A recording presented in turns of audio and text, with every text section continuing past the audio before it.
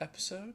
We're an Ariel episode this year. Well, I did name him Silverbolt for the first hour of his existence, so uh, so I'm like terrified of Bigfoot, and I'm also terrified of glass blowing. I think I've definitely told Guardian this joke before. So one time Riley made the joke of like me walking through a forest and like walking in on Sasquatch blowing glass in the middle of the forest. Yeah, terrifying. What? What? Why the fear of glass blowing? If I Be- can ask. Sorry, because that caught me so off guard. because I watched a video where someone was like doing it, and they're like, "Looks cool, huh?" And then they like touched it in some fabric, and the fabric caught on fire. I was like, "It's way hotter than it looks." You know, it's the dishonesty I don't appreciate. I, Okay. so I figured because I remember I watched there's a show on Netflix, a glass blowing competition show called Blown Away, Uh, and I remember Nightmare thinking, I'm like, what if someone just like breathed in while they were blowing on that? Like, are they just going scorched to suck lungs. in scorching air? Is that what's going to happen to them? well, apparently, like a lot of, at least a lot of the old like blown glass stuff has like flakes of blood in it from the glass blowers, like just having bloody ass lungs. So Yeah, seems horrible, yeah, so it happens. Yeah, it but doesn't it's sound pretty. fun. It's pretty, yeah. Just like Where, dogs. where did the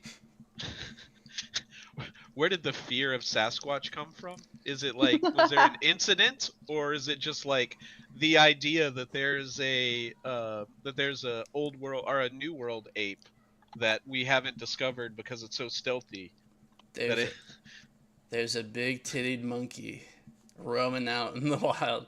I think it's from the movie Sasquatch. There's like someone watching a lady shower through the window, and the lady like hears something out her window, and like goes to check it out, and Sasquatch like punches through a window and pulls her through and like breaks her spine on the window.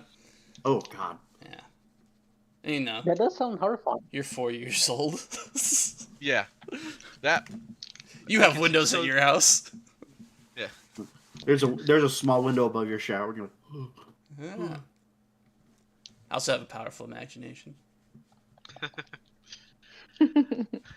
I'm a naturally pretty skeptical person, but if I wasn't, I think watching one episode of the Sasquatch Hunters, Bigfoot Hunters, whatever it is, would have made me go like, oh, so they don't exist. I get it.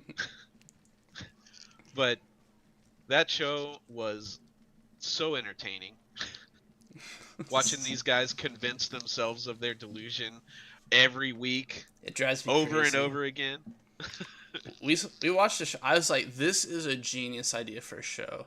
They gather like 50 psychics together, and the premise is like, we're gonna find the most powerful psychic. And I was like, great. And then you show them to be the charlatans they are. No, they're like, oh, I feel like this person, there's water involved with their death. And the judges are like, oh, chills, chills. And they're all talking to each other like, she's so right. I was like, oh, fuck. I was like, I can't watch Yeah. this. Yep. I did like and I kind of thought this was what the Bigfoot what was it? Man, now I can't Finding Bigfoot. That's what it was. Yeah. This is what I thought that one was going to be like. There was one of those paranormal things where they actually just went out and was like, "Nah, dude, you just got to oil the hinge on that door. That's the problem. Mhm. Uh, that's the noise you're hearing. It's this noise. It's not a ghost, you know. Uh, that was pretty cool. But and because like you get to the end and like the person who called him out was like, Nah, but I kind of still think it's a ghost. Yeah.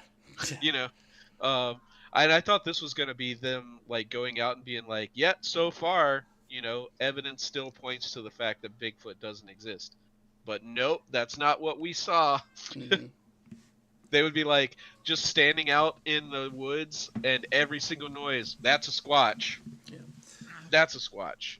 The evidence clearly points towards Sasquatch being an interdimensional being who can kind of teleport and phase through realms, and sometimes turns into an orb of light that we capture in our Cameras. cameras. Yeah.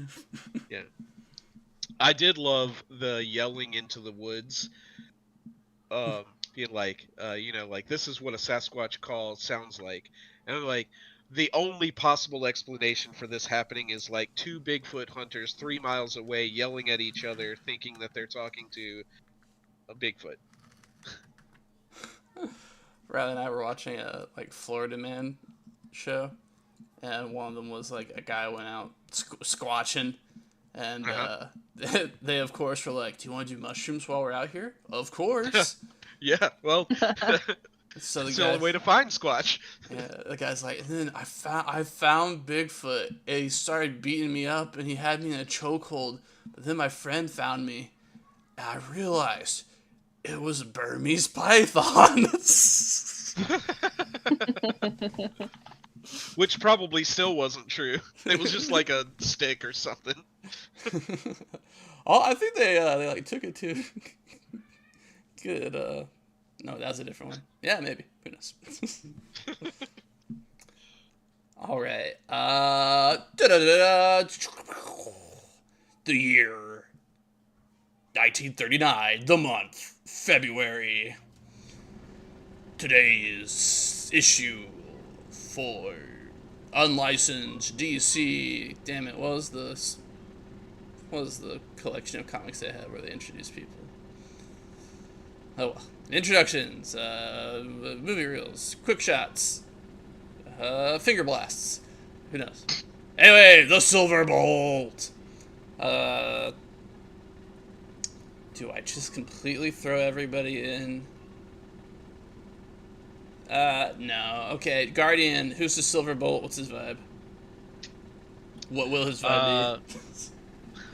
His once in the future vibe. He is William Blake, and he is an engineer at Ferris Air, which in this timeline has a location, an office in Gotham. Yeah. A factory. That's the word I'm looking for. Has some sort of production facility in Gotham, and he's not super important at the company, but he's got a secret project that he's been working on by himself. Some technology that he found when he was shot down or crashed into something at the end of the last war, Great War. He secreted the parts back home. He's been studying them for like a decade or so, and he's made some progress, we'll say. And our erstwhile hero is accompanied by his faithful mechanic gal pal, Lotus.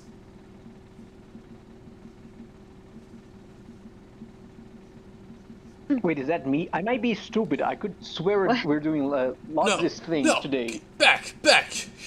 Not you. You're the journalist. Yeah. Despite what I said last week. Riley, introduce your character, yeah. Yeah, I guess I've got it. Okay. Her name's Lenora Wallace. She's a long-time, auto mechanic, but has recently, within the last few years, become educated. She's a proper mechanical engineer now. Fabu. And, This hero of justice is accompanied by... is assisted from the shadows by DDM's character. I need James Jones. He's a smuggler that mostly deals with military surplus for the different mafias here, for the different mafia and gang groups here within the city. But he's been trying to find information and tech for our main character here. And finally, the newcomer to our intrepid trio. We have Anthony's character.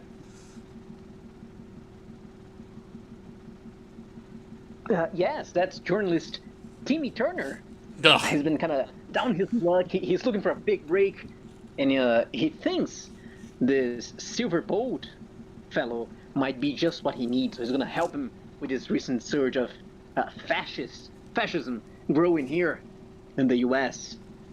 Maybe has some German spies or some shit going on. Now, the funny thing is, like I mentioned, I could swear we were doing Lotus's thing today, so I do not have Timmy Turner ready. No. It's alright, you didn't have Real 20 anyways. Yes, I suppose that is true. All good. If I was smart, I'd have all the characters done already. I'm sorry, I suck.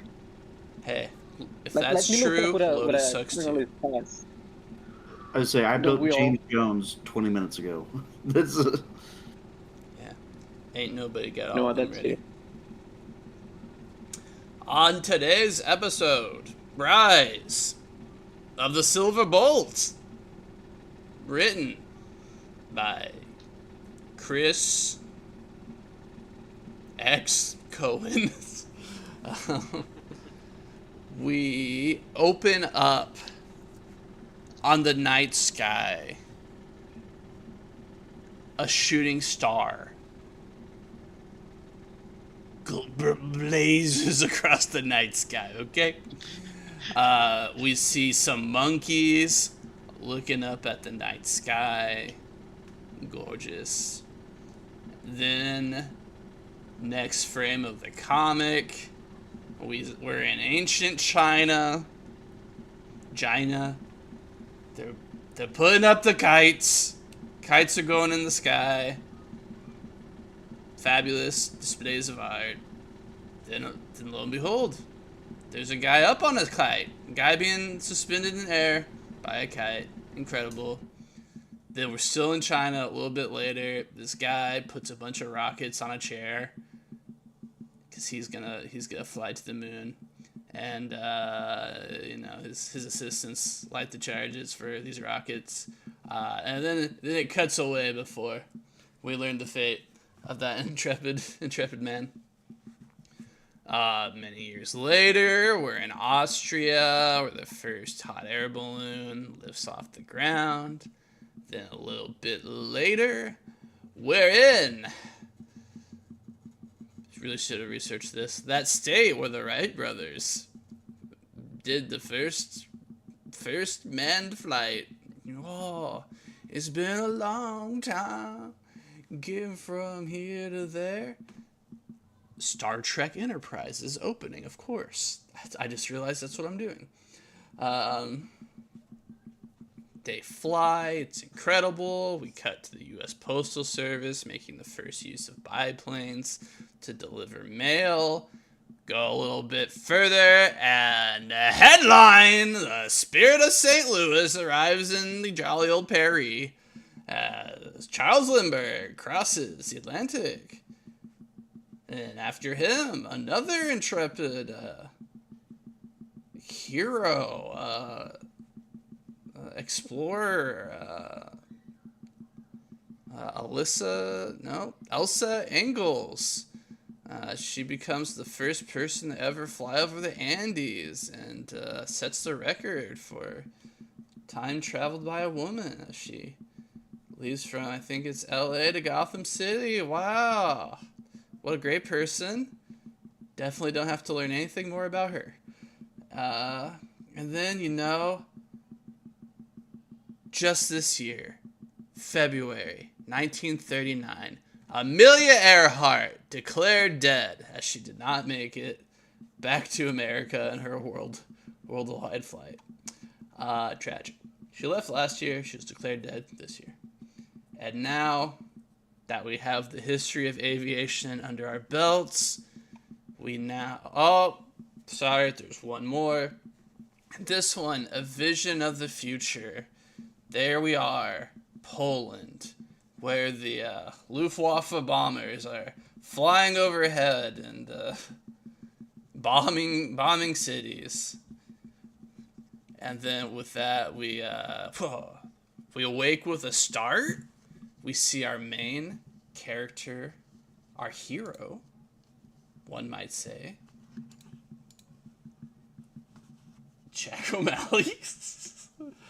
William Blake. William Blake. Dear God, I got all these names and then I have to learn whole new There names. aren't so many of them. Yeah.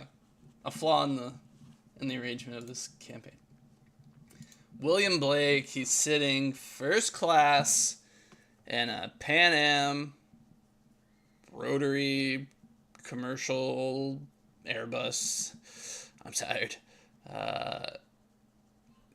He was asleep, now he's awake. He's staring out the window.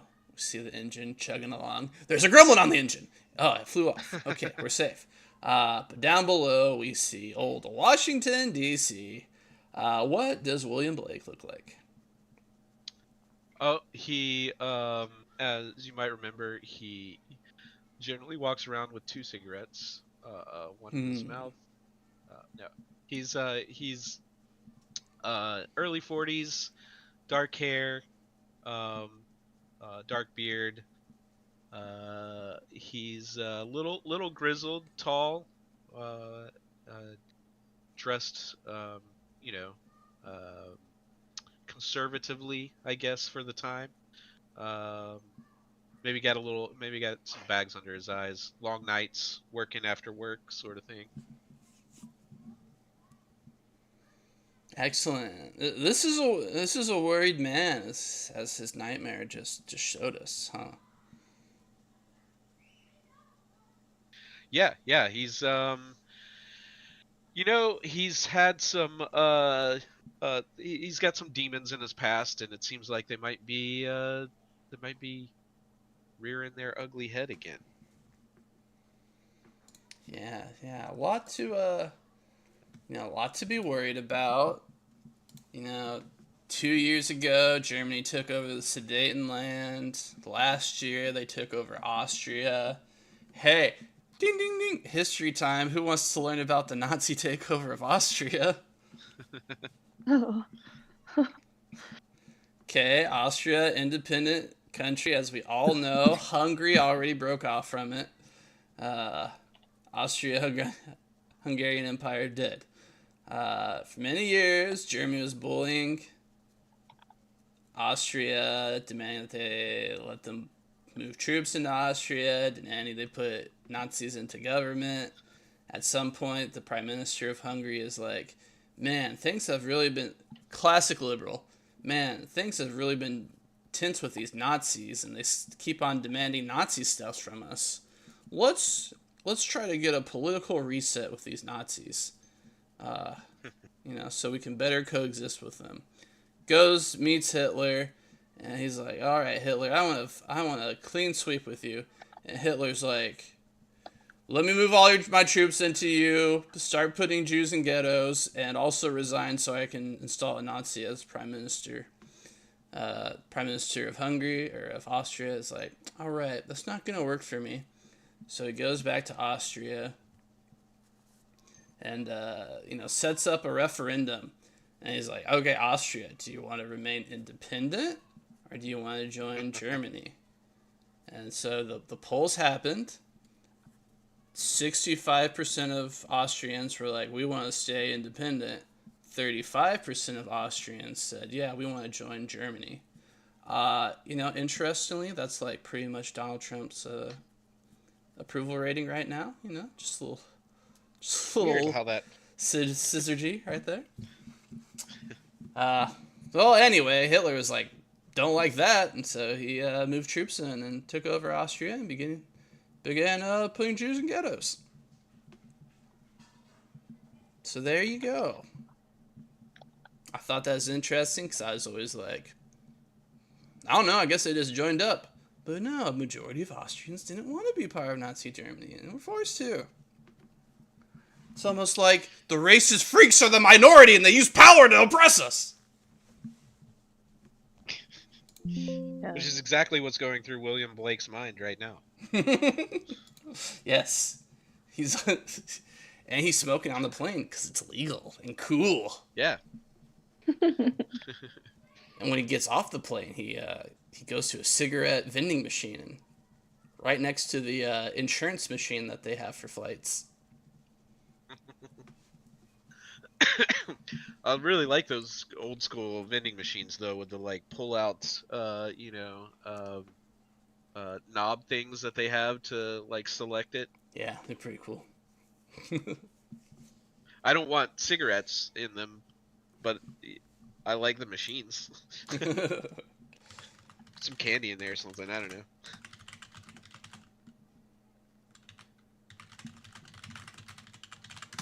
So you go to Capitol Hill. You're at Congress. You're before the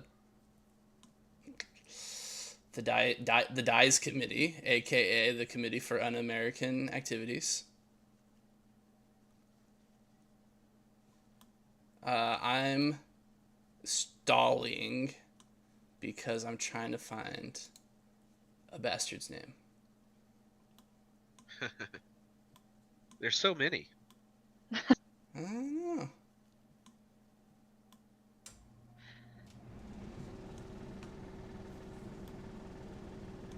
Lester Hunt, could it be you?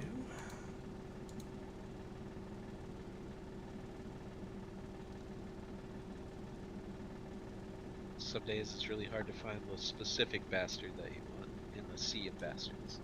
No, I don't want to disparage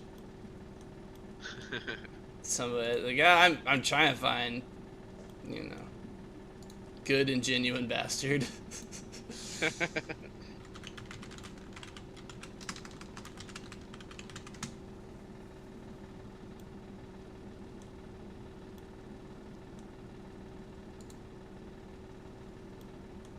I apologize for this. Talk about yourselves. Should have been ready. But man, I shouldn't talk amongst ourselves because I'll derail the whole game like I normally do. Don't know it.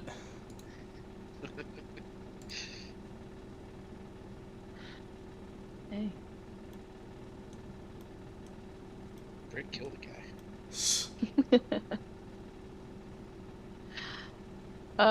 We've just been like looking over at each other and being like, Brick killed the guy.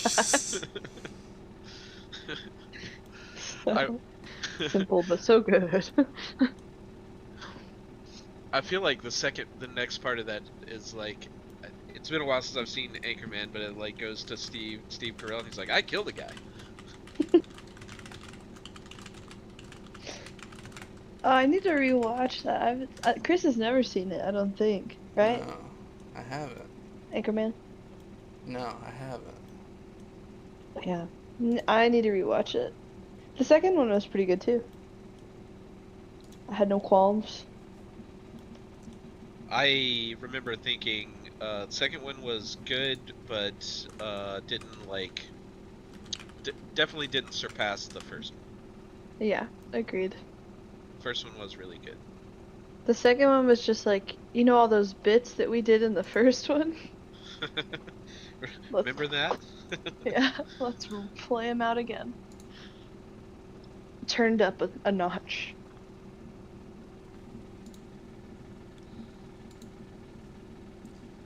I am like putting such specific indicators for this guy, and it's still giving me like multiple people who have done this thing, the same thing. Yikes. I need a cat.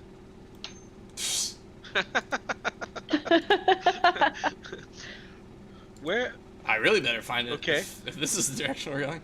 Yeah, I was like something spurred that, and I don't know what it was. Why do you say you need a cat? Just wishing I had just like a warm animal bothering me right now, and like for it to sit on my lap and for me to pet it and for it to purr. All those things Fair, combined. fair. Like an evil mastermind, you say. I get it.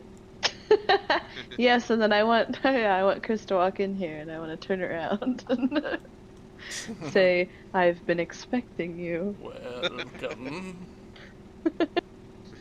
Oh, I found him. One sec. Ah, Chris, I'm gonna have to keep riffing. Fuck. Finally, the Uh, promised bastard. Well, if you feel like you have too many things on tables and shelves, then you should definitely consider getting a cat, because they will Chris fix is that problem. allergic. I am too. That doesn't stop me from having a cat, Well, it should. because People in your family should respect you enough to not force it on you. it is usually confined to parts of the house that I don't frequent, and it's banned from the kitchen because I can't stand cats being on top of countertops. And there's no way to stop a cat from being on top of something. That people will tell you all the time. There's this trick. You can put some aluminum foil on the countertop and it scares the shit out of them when they jump up there. That is true. It does not stop them from getting back up there. True. They Yeah. jump up and they go, "What the fuck?" And they jump out and they make a huge mess and knock shit over. And then 5 minutes later, they do it again. Yeah. See, I miss them. They're little agents of chaos. Yeah, they are. The funniest one was tape that was sticky side up, because that Oh, no. followed them. And the freak out was continued for a while. Still did not stop. I just you just wake up at 3 o'clock in the morning and hear the house being destroyed, and then walk into the kitchen groggily, see a ball of tape with fur stuck to it, and the cat sitting on the counter. You're telling me you subjected your cat to a Charlie Chaplin-esque bit where Multiple times. He was like, "Fuck you, I'm getting up here just because you don't want me to." So they banned. do, yeah, absolutely. All my friends are cat people, and so they've got cats. So whenever I go over to their places, I am like, pardon me, fellow person. I'm here to commune with your animals. Yeah, I found him. Nice. We can continue. So Okay. sorry. I was about to just use a fake name. Okay. So, you're in Congress, you're before the DICE committee, you're here speaking alongside Mr. General Mosley? Okay, General Mosley. You can roll intelligence to see if you know anything about General Mosley. I will, and I have an edge on intelligence, so I guess I will roll. Well, I think it does it automatically. What's edge, boys?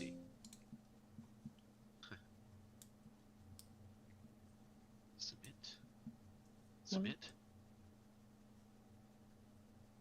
Ooh. Yeah, it does it automatically. 16. 16, good, I guess.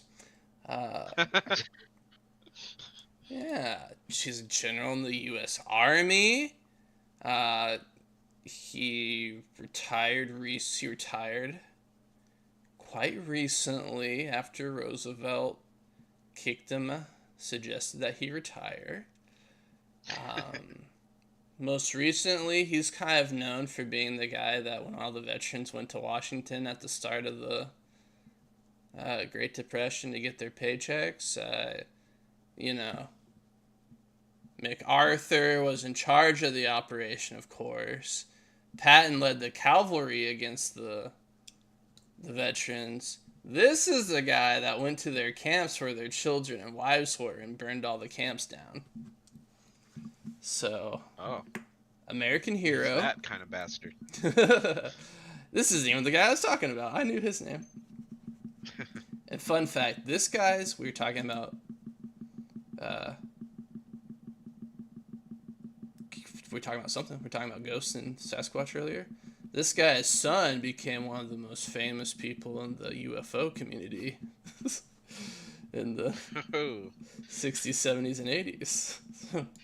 right, because, got to give it some legitimacy. It's like, well, his dad was really high up in the army, Yeah, so he knows some shit. yeah, exactly. So you're there. You're here today to kind of talk about a lot of rabble rousing, talking about people seeing war on the horizon despite great England and France's great job keeping Germany contained for these last 8 years. And that one British guy that was like peace in our time, despite all their efforts. A lot of people are talking about war in Europe, and a lot of rabble rousers trying to pull America into a war in Europe. And so, General Mosley's given his story. When I was a young man, I went to Mexico and I saw a cockfight. And there's all these young cocks that would, square up against each other, peck each other to death. But, don't interrupt, but then there was this wise old rooster who sat back and let the young cocks tire themselves out. That is America. We should be the wise that lets the Europeans kill each other, and then we sweep in and decide the fate of the world. So, that's General Van Horn Mosley. And now the senator from North Dakota, Senator Langer, he calls on you and he says, next up speaking, we have, he looks at your nameplate, William Blake? William Blake. We have William Blake here. Proud veteran of the First World War. Only World War. Of the Great War. Let's admit it. It was a great war. Never seen a war like it, guys. Just want you to, to speak on your experience here. Your thoughts about keeping America out of the conflict. Well, Senator, I don't know about cockfights and all of that. I'm just a simple man. But I can say that I don't want any of our young men and women to have to go through the stuff that I went through.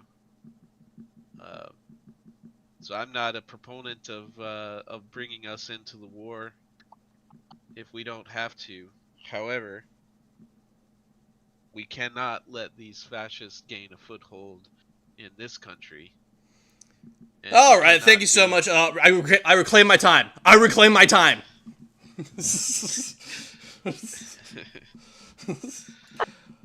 And you can roll an intelligence check to.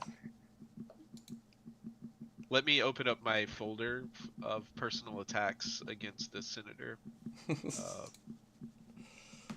so that I can yell at him until they cut my mic or something. Yeah, I heard you're good at stock trading, Senator Langer. I don't have a job yet. Not as good this time. Rolled a 7 and a 6 for a total of a 10. That's all right. Nothing could have stopped me from talking about this man. So he's the former governor of North Dakota. Former because he lost an election. After losing the election, he barricaded himself into his house and declared that North Dakota was seceding from the Union. After that, the good people of North Dakota, of course, awarded him with an electoral victory, uh, making him a senator. And, he was just a senator till he died. So then what I'll yell is barricading ourselves in our homes, demanding that the world be what we want it to be My is not going time! to My work. time!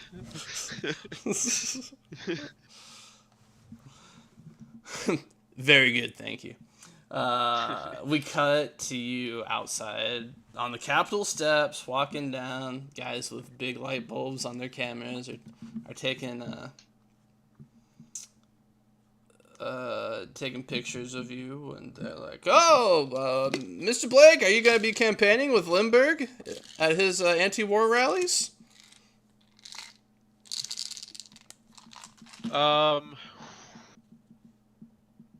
Okay, I need to roll in a check here, because I seem to remember that there were some conspiracies about Lindbergh being a Nazi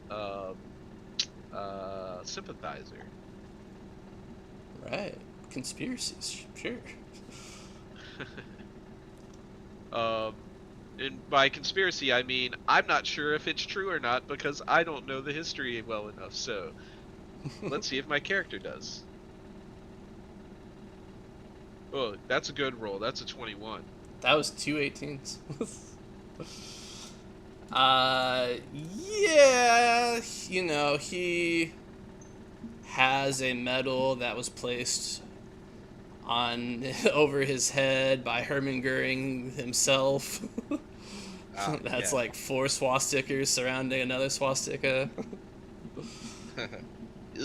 And he definitely has a few speeches accusing the Jews of being the ones trying to drag America into war. Gotcha. So then I'll answer. While I respect Mr. Lindbergh's skill as a pilot, I don't think that his opinions on why the United States should not engage in this war are coming from the proper place. I think that he is trying to prolong the oppression of certain people rather than trying to keep the men and women of the United States safe and stop an evil force from gaining more power in the world than it should. So I won't be joining him. However, there are some things that I can agree with, and that is that something should be done before we are drawn into a war. That's all. All right, we cut to a picture of you on the.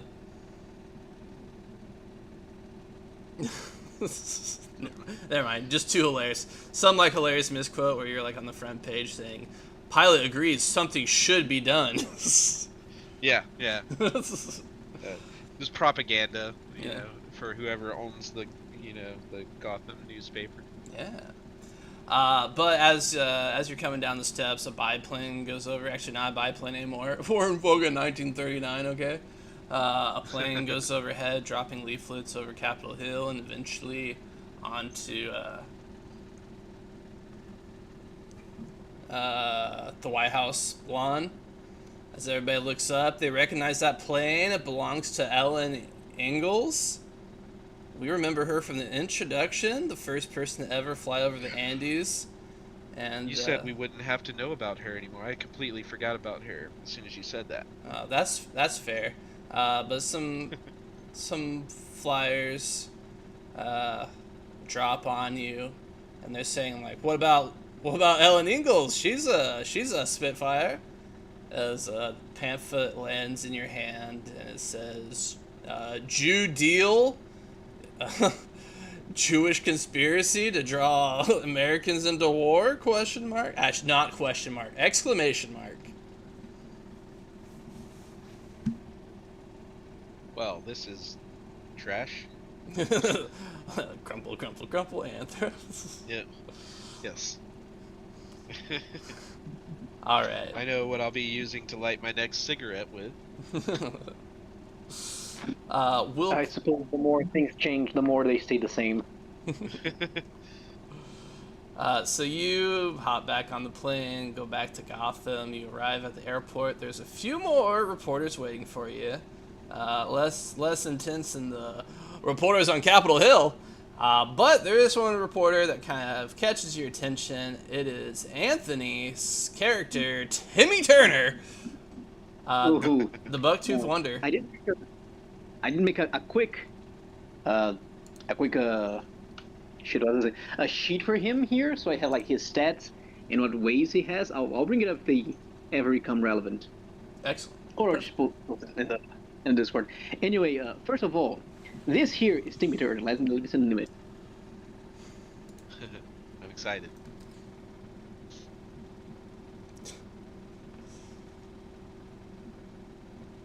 As you can see, his diminutive style means he isn't really respected, among the journalists. He always has to prove himself, because no one expects anything from him. But he's here to prove. He's like in his 30s or something, maybe like 28, 29. But he looks 10. So he really has to try his best. So he comes up to Mr. Blake. And have they met before? I think that's a good question. No, you're introducing yourself. Fantastic. Now, how am I gonna do his voice? Let me think here. If I take it seriously or just go full. Yeah, hello, Mr. Blake. Let me think. How I'm gonna do this. He looks around. Excuse me? Oh, Down here, sir. If you would. what can I do for you? He has like a note. Ignore the fish. He has no fishes on him. But he does have a notepad and pen in his hands. And he goes, sir, if you would, do you have some words for the city, for Gotham? You're out there representing Gotham. So what do you have to say? How do you think this last meeting? I'm not sure how to put this.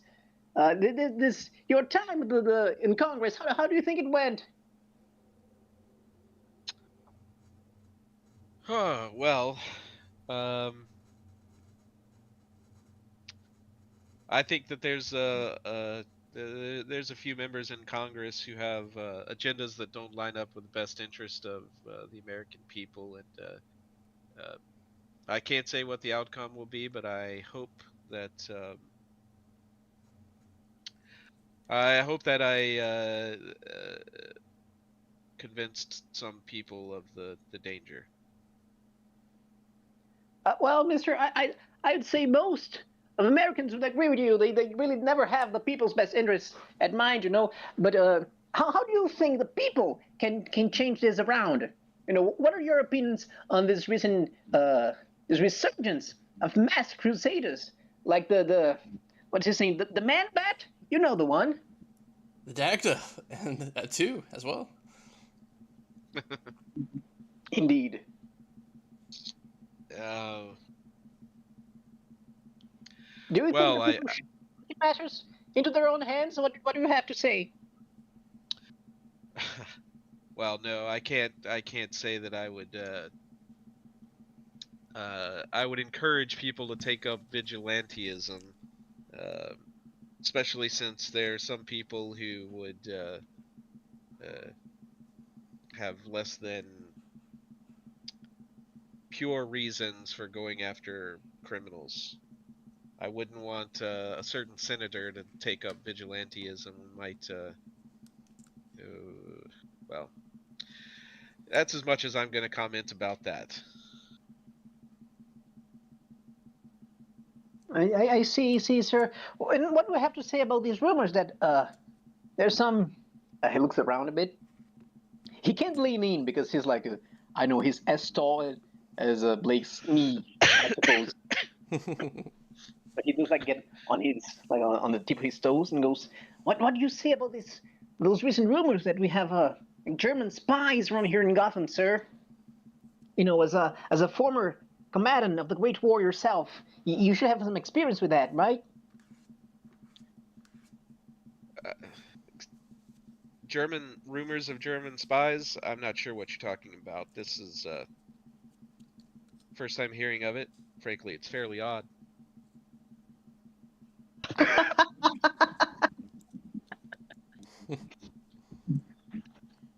Well, maybe I got my sources mixed up. That's fine. Um, well, thank you, sir. Have a good day. I hope we'll be talking more frequently. I'd love to hear more from you. Well, if you turn up any more rumors about these spies, you let me know. Oh, will do, sir. Leave it to me. Okay. So next we travel with Blake. Right? Yep. Okay, to his garage. That's his last name. If you meant to say his last name, then yes, that's right. Yeah, sure. To his garage. You take off your suit, your tie, roll up your sleeve. Describe your garage to us. What's he working on in this garage as well? Well, aside from his secret project, he's probably been trying to figure out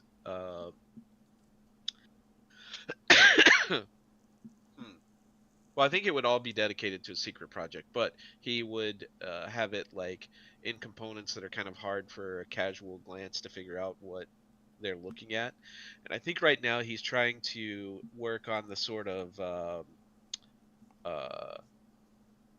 avionics, like for uh, his jetpack. He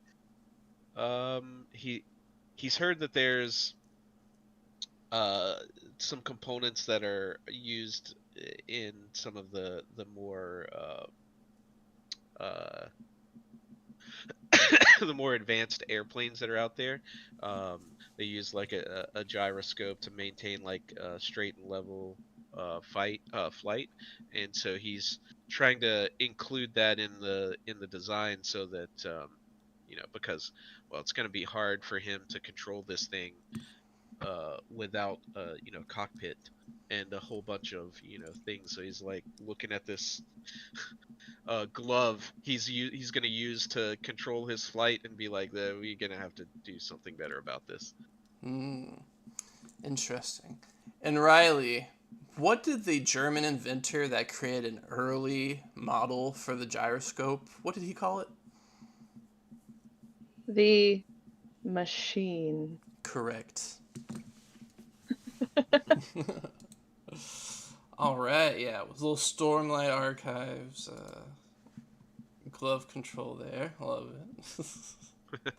Clearly, according to this picture, you're working on your Springster. I did look at that and go, oh man, my guy's so cool. He's got a motorcycle. Yeah. I didn't even know that until you introduced it, but now it's canon. I didn't introduce anything. I said garage and it gave me a vehicle. Well, AI said that I have a motorcycle right next to my desk that I draw things on. Yeah, you could motorcycle people. Motorcycle people like to store their motorcycle in weird places. This is true. So. Yeah, when it's time to go to bed, I take it up and put it in bed. Yeah, I bring it in the house every night. Why not? It's you'd put your car in the house if it fit. I don't want to keep it in the garage. It smells like oil in there. All right. Yeah, you've been working on this jetpack for 20 years. Yeah, about 20 years. But finally, last few years, you've been making a lot of progress. There's been a lot of science coming out of Germany as far as rocketry goes, and you've gone leaps and bounds. Sick jetpack art. Oh man, that's way better than I'm posting. I'm posting my suit up version, but this jetpack is way cooler than mine. So imagine this jetpack.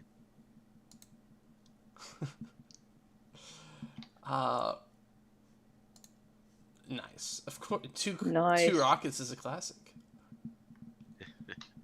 Roll intelligence as you start working on that.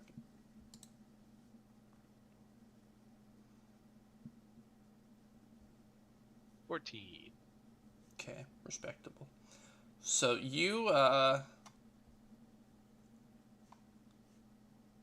able to identify. You're almost there, bro. But there's just 3 components left that, the scraps aren't available from what you were able to salvage that day in Verdun. These are like some new things you need to make wholesale. Yeah. You need that gyroscope.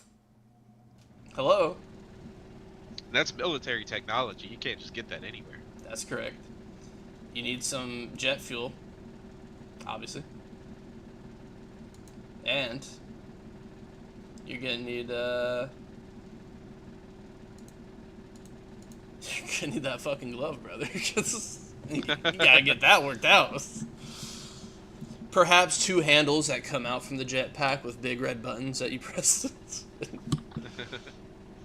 Well, I gotta have one hand free for pew pewing, so we gotta simplify this design to a single hand. Yeah, but we need maybe the materials that are hard to find. That's interesting that you mentioned the pew pew. Besides the jetpack, on the table, there is kind of like the busted ray gun that was also found in the crash of your plane. It's a weapon of war. Have you been working on that? I think that, and this, it's even kind of lines up with the way that the character creation works, that he actually fixed that first because it was an easier fix.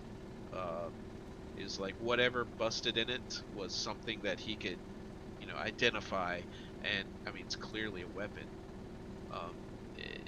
It maybe was even easier to figure out what the purpose of that was than the just components spread out on the ground that he found otherwise. Mm-hmm. So yeah, I would say that's the first thing he fixed. So maybe he has to take it apart every once in a while and do some maintenance on it, so it might still be in pieces, but I think he's got that. Yeah, it's currently only a single shot weapon because it draws so much energy out of whatever you put on there. You're trying to find a better something to get the power system going, because right now it's like a fucking musket. Yeah. Got to carry like 3 extra batteries, and it takes like 10 minutes to change the battery in the thing. Yeah. Yeah, because the bag is just like a charred thing you have to like chisel out of the pack.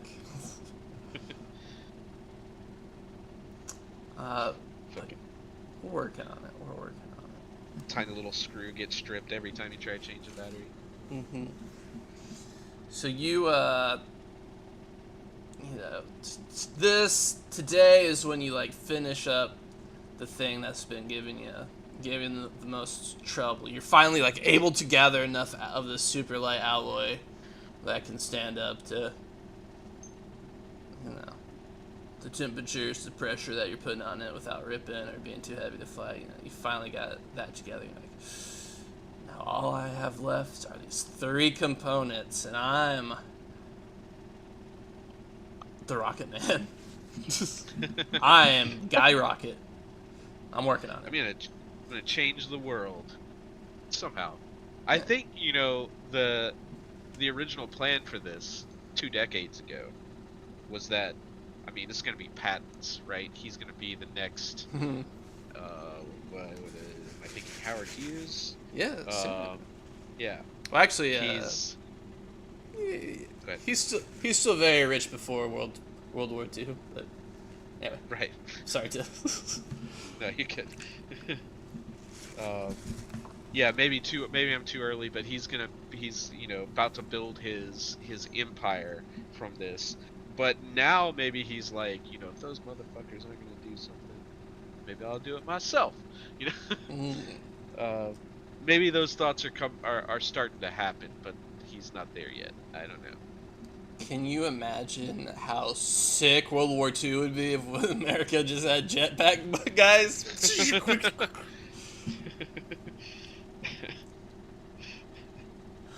They're just hanging out in trenches, and all of a sudden, guys land next to them. Yeah. Pew pew pew. With ray guns. There's a great comic where it's like two Nazi soldiers outside Hitler's bedroom, and he's like, Hans, of course I believe in the Fuhrer's vision.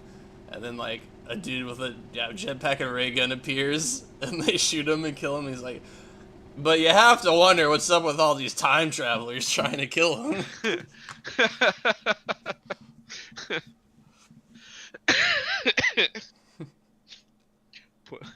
Poorly prepared time travelers as well. Now you've worked on this jetpack for 2 decades, as I said. So for these particular parts, you're gonna need a little help gathering them, putting them together, huh? Yep. Because if you would have been done by now, right? Yeah, I mean, 2 decades. That's a long time to work on a single project. I, usually give up after 3 days. That's right. That's like 13,000 projects for me. And 15 million RPG campaigns that I've thought about running. I watched Running Man yesterday, and I was like, oh man, Vault was pretty fun. So I like cyberpunk stuff. Which Running Man? Arnold or the new one? The new one. Haven't watched that one yet. It was. I feel like it's better. Okay. Yeah. Yeah, it was okay.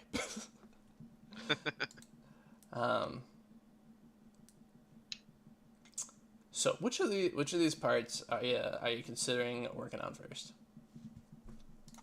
So all of these are components to the jetpack, not the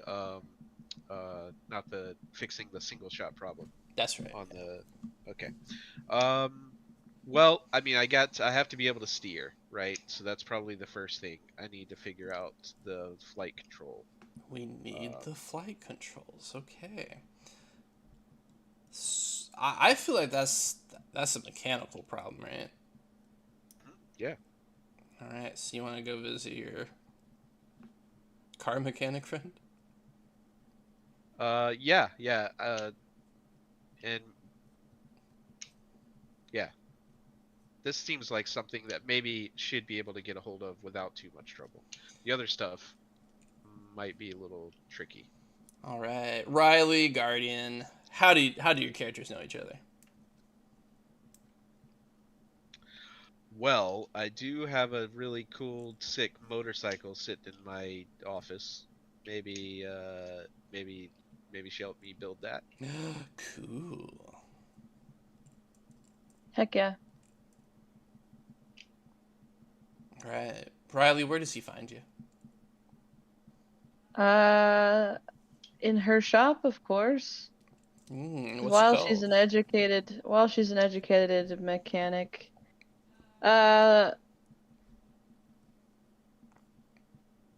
Gotham Auto.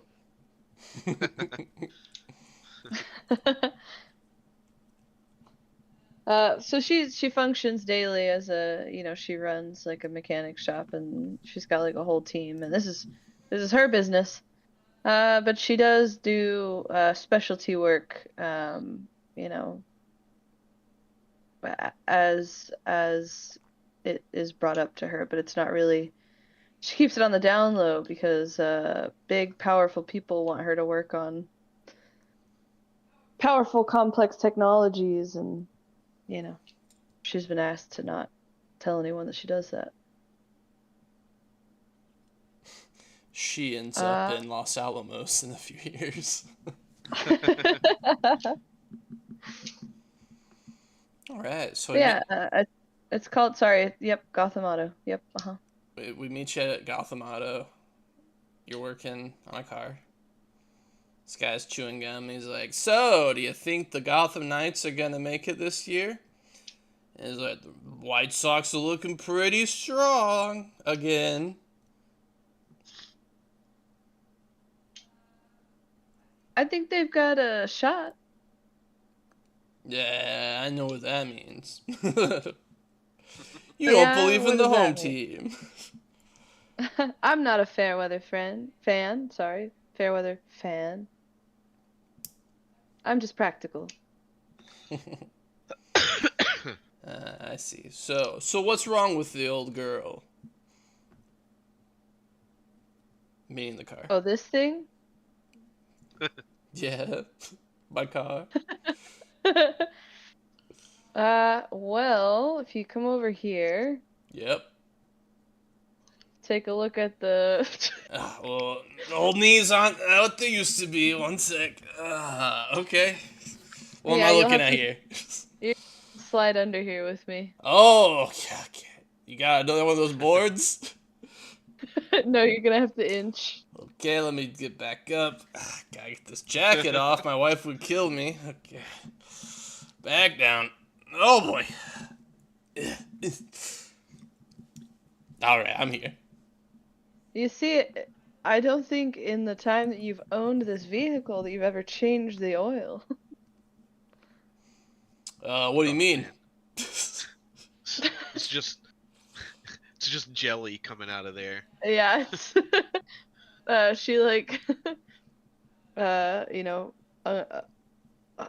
removes the cap some and shows that there's just like a It's cranberry putty sauce. yeah just glooping out of that thing.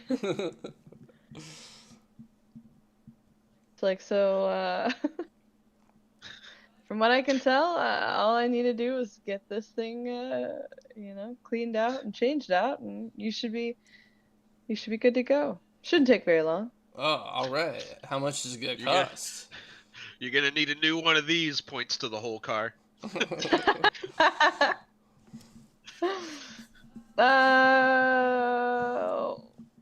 Well, do you deal in money or you deal in favors? Money? I'm just kidding. Okay. $50. 50. He has a heart attack. Sorry, I said 15. Oh, very reasonable. Thank you. There's a scene in Asteroid City where a mechanic is like, I've seen this twice. One time, it was a 5-minute fix, cost the guy $10. The other time, the car exploded. And so he like removes whatever it is, and the car starts ticking. He's like, "It's the ladder." Like, run out. So convenient that it makes a ticking sound before it explodes though. And the guy's like, "Well, I'm gonna go get a bagel.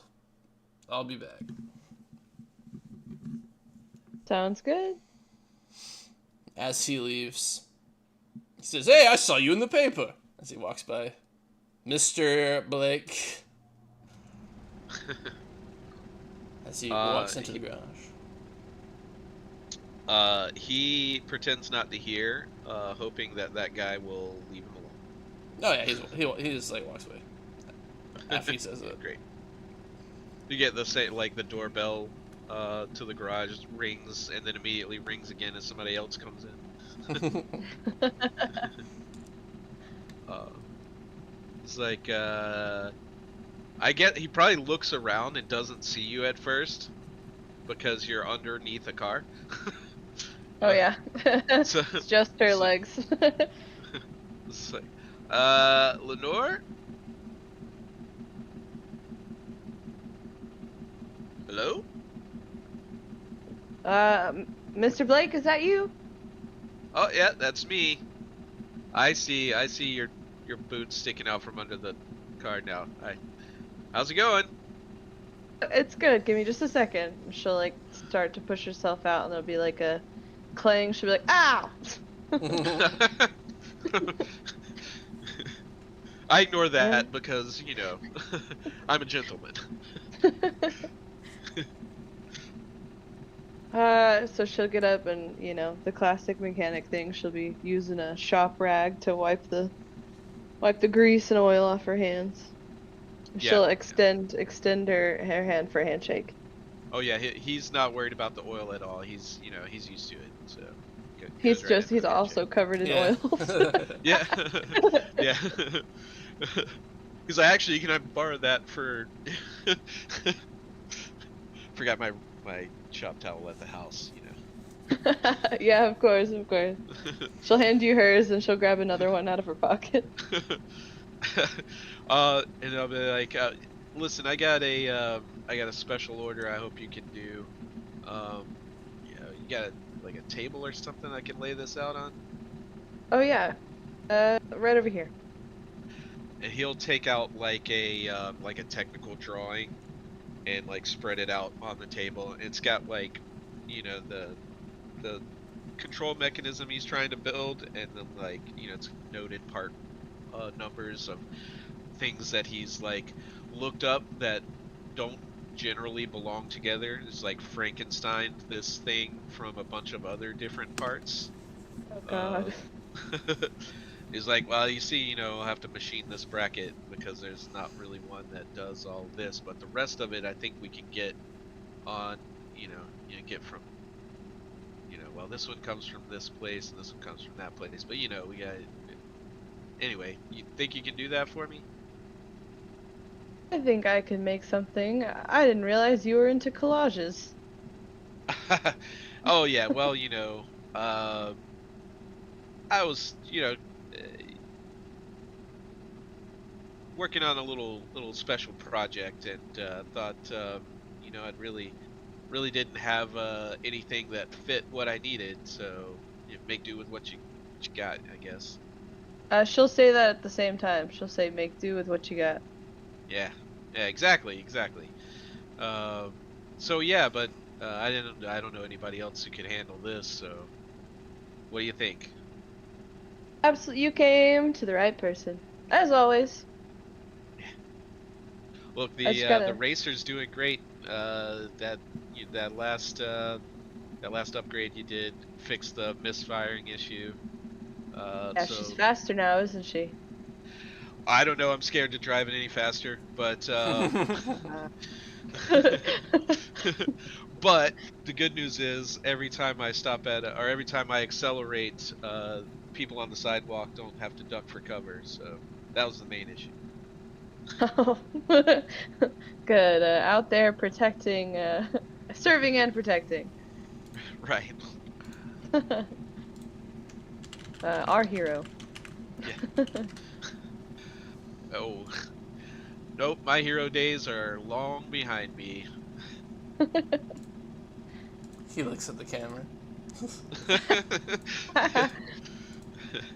I don't think they'd even let me in a cockpit again, to be honest. So let's hope we Are get you this. causing trouble? Oh no, not causing trouble. It's just uh, you know, the eyes go bad first, I guess. When you get old like me, they don't want people with uh, suboptimal vision in a cockpit. I suppose that's fair. Yeah, but as long as as long as we take care of things, they won't need guys like me anytime soon. Cheers to that. Yeah. Uh, she'll crack open a beer. Oh, you got two of those? She'll toss you one. How are your eyes? Oh, let me make a check. At this point, you guys hear another ding ding As another car pulls in, busy day, Busy, busy day. and a guy walks Ooh, in. I might have dropped Smashes a on the beer. floor.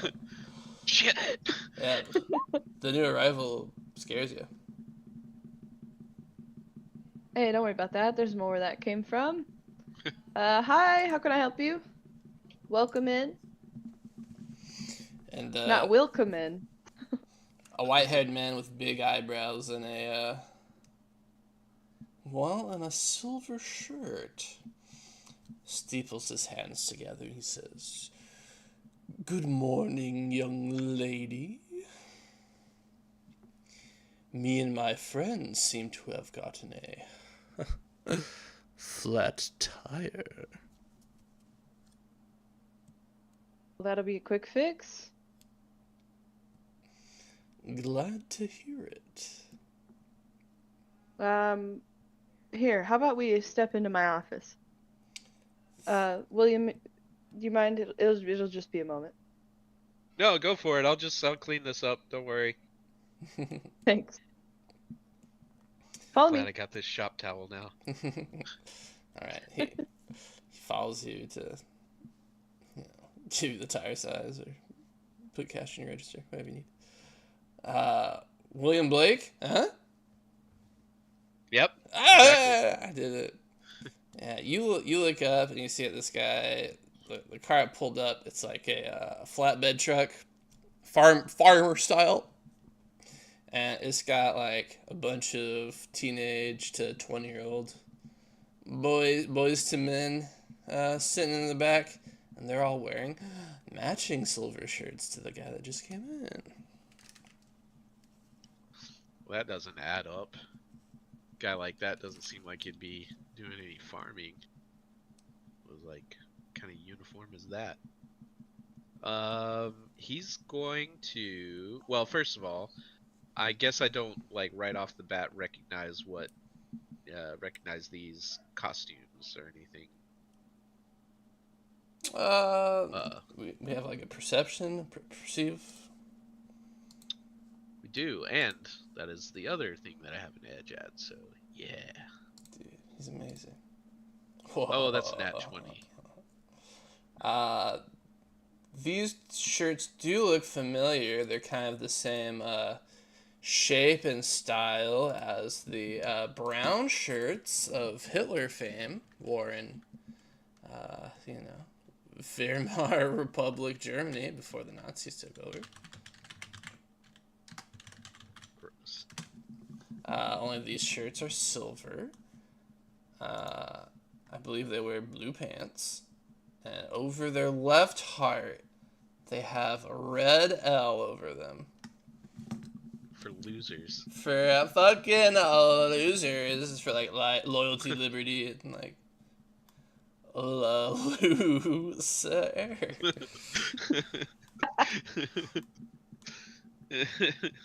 Yeah. Well, I don't like this. So, he's going to. I don't know where you were planning on going this, so let me know if this isn't the way to go. But he's gonna grab like whatever, like grease pencil and some scrap paper, and leave a little note to Lenore that says, "Just let me know, how much it's gonna be. I'll check back in with you later." He's gonna go out to his bike, get his shiny silver motorcycle helmet, and that covers his face, puts it on, and he's gonna hide out around the corner and wait for these guys to leave, so I can figure out where the hell they're going. Oh, sure. Since you got a crit, I'll give you some additional information for free as you're stocking them. So in the back, there's like a line of crates that are like making benches that these like guys are sitting on, and you can read that on these crates is labeled NRA. Is this the National Rifle Association NRA, or is there a different NRA that this is? Oh, could be National Restaurant Association, could be National Recovery Agency. Hard to tell in 1939. You know, people that bought the previous issue of the Dagda would recognize these as the same crates full of weapons from issue 1. Gotcha. Do they? So, as someone who was in the military and has seen military weapons packed in crates before, I'm assuming he's seen something like that before. Is that what it looks like to him? Yeah, you think so? Well, this can't be good. So yeah, he's gonna try to hide out long enough for this tire change to happen, so he can figure out where they're going with all these crates full of weapons. Okay. And will you follow them? I'm gonna try. Yeah. Okay, we're gonna cut away from you, and we're gonna cut to Timmy Turner. Timothy Turner. Timmy Turner. You are in Gotham Harbor, and you are reporting on the return of the American Führer. Okay, that's exciting, huh? So roll for. I'll roll for you. Let me send you my things real quick here on Discord.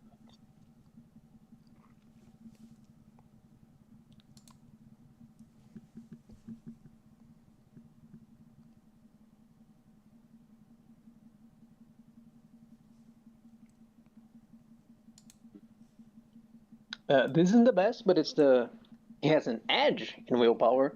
The stats are just like strength, constitution, dexterity, the same order as they are on Roll20. He has a gun, a small long-range weapon. He has the discreet trait that's +5 whenever he's doing stealth or trying to go unnoticed. And it has a +1 for punching people, which you won't do. In case he runs out of bullets. Come on, what's he gonna roll? Let's see. Let's get roll intelligence, which looks like it's a +0. It is. He's quite dumb. Alrighty, you rolled a 7, which not good enough. You've tried to report on this guy before, but you couldn't really find any information about him. You just know that he is the leader of an organization called the German American Bund, which is like a German heritage social club, we'll say. Now this is interesting. For some reason, Discord is showing the willpower 17, but that is 16. I don't know what that's happening. It is a 16 in the message. If I try to edit it. Regardless. Okay, I imagine this guy has something to do with those rumors of Nazis in Gotham. Mm-hmm. Absolutely. Absolutely. So you're here reporting in on him. Just returning to America. He's been in Germany for a few weeks, and now he's back. And you're able to. I guess what are you doing? Are you reporting from the shadows? Are you trying to get a quote from him? What's Timmy Turner's style? Oh boy, I can't believe I'm gonna get a break now. Oh, I gotta hear for everyone. Excuse me, sir. What's his name again? I didn't tell you his name. His name was Fritz Julius Kuhn.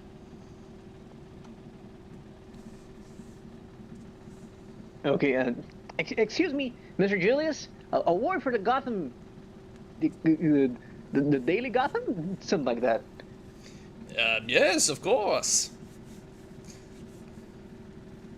And it's very good to have you back, sir. how would you say relationships, the relationship between the U.S. and Germany might, be how it might suffer with those recent happenings over in Europe? Oh, I gotta find out a different voice for this guy. Oh, I don't see why anything occurring in Europe should be any concern to Americans. You, this, it's right there in the Monroe Doctrine.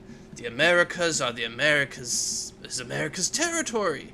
What Germany does with Europe, that's for Germany's concern. There's no reason our two great nations cannot be friends with one another through shared, you know, belief in God and blood, of course.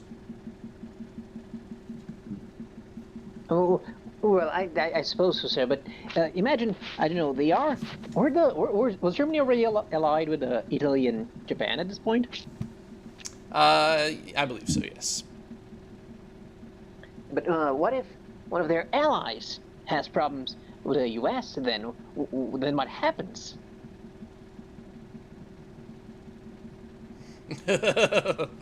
And they will. um, he's like, oh, everybody is so pessimistic. That's why no one listens to the press anymore. It's all radio. Everything is going great. Italy and Japan are reinventing their nations, bringing peace and prosperity to the world. That as we speak, the Japanese are civilizing China, and the Italians, I believe, are doing the same to Ethiopia, and soon Algeria. Oh my God! Yeah, that's very interesting, sir. But I don't know if I would call it pessimistic. We are a nation. We rose up fighting against those sorts of empires. And don't you think it's a bit against the American way, the American spirit, to to ally yourselves to try and have good relations with such an empire? Oh, Great Britain is an even worse empire than any of those mentioned. Colonialism, slavery, there. I have no big opinions, no great opinions on any of Europe myself. Yes, I'm all for the America, USA, US. That's me. I was born here, but my point is maybe we you know, maybe show some restraint and how do I put this? I'm sorry, sir. I am impressed, talking to a man of such renown. I hope I'm not being a bother at this point. Now you just got home, you must be stressed and tired. But there's also been there's talk on the streets about German spies here in the U.S., specifically here in Gotham. Do you have anything to say about that, sir? Is that unfounded? What's your opinion on the matter? Absolutely unfounded. As always, the Germans are cast as the evil empire. But I'll tell you what, at the end of the month, right here in Gotham, am I breaking news right now? I think I am. We're holding a big rally at Gotham Square Garden, and it's already predicted 20,000 red-blooded Americans are going to assemble there to, in a celebration of Americanness. And so any accusation of us being spies, ridiculous. I have to go. Goodbye. Tips his hat at you and goes into yes, thank you, sir. limo. Have a good day.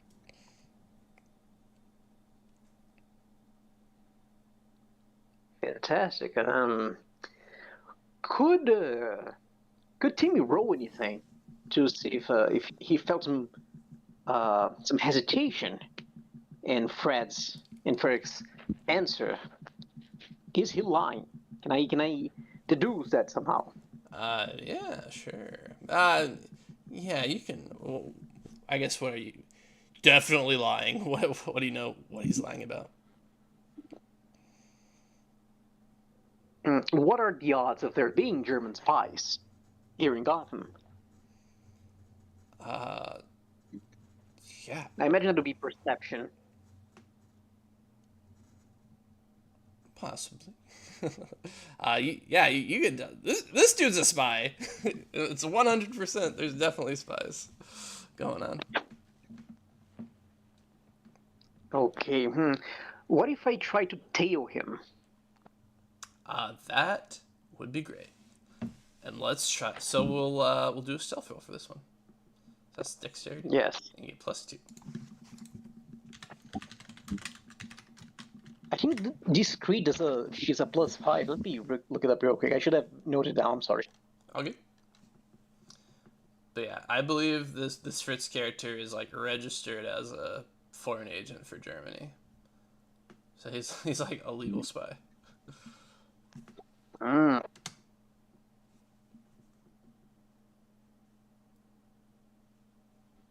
And Jesus, where's the Batman PDF? If someone could look it up for me, I'd be very grateful. Discreet. The discreet trait. What exactly does it do? +5. So you rolled a 15 in total with your bonus. Easy. You just do it. I'm very small, so I get by easily. So you follow him to a park, like outside of Gotham. Not necessarily like it's not like in the country. It's like in a suburb of Gotham, but there's a big park. There's banners hanging around that are in German, and there's people. It's like a picnic. It's a big party atmosphere. People are drinking. A lot of people are wearing uniforms that have silver shirts, and there's a few portraits of Hitler and such sitting around, like surrounded by garland. You are also able to notice that there's a man in a silver biking helmet, also seemingly like scoping this place out. And you recognize that motorcycle from the airport. It's William Blake. Ooh. You know what? Timmy. Now, what could this guy be doing here? Timmy tried to approach Blake unnoticed. Unnoticed by Blake? Yes. Okay. So it'll be your stealth against Blake's perception?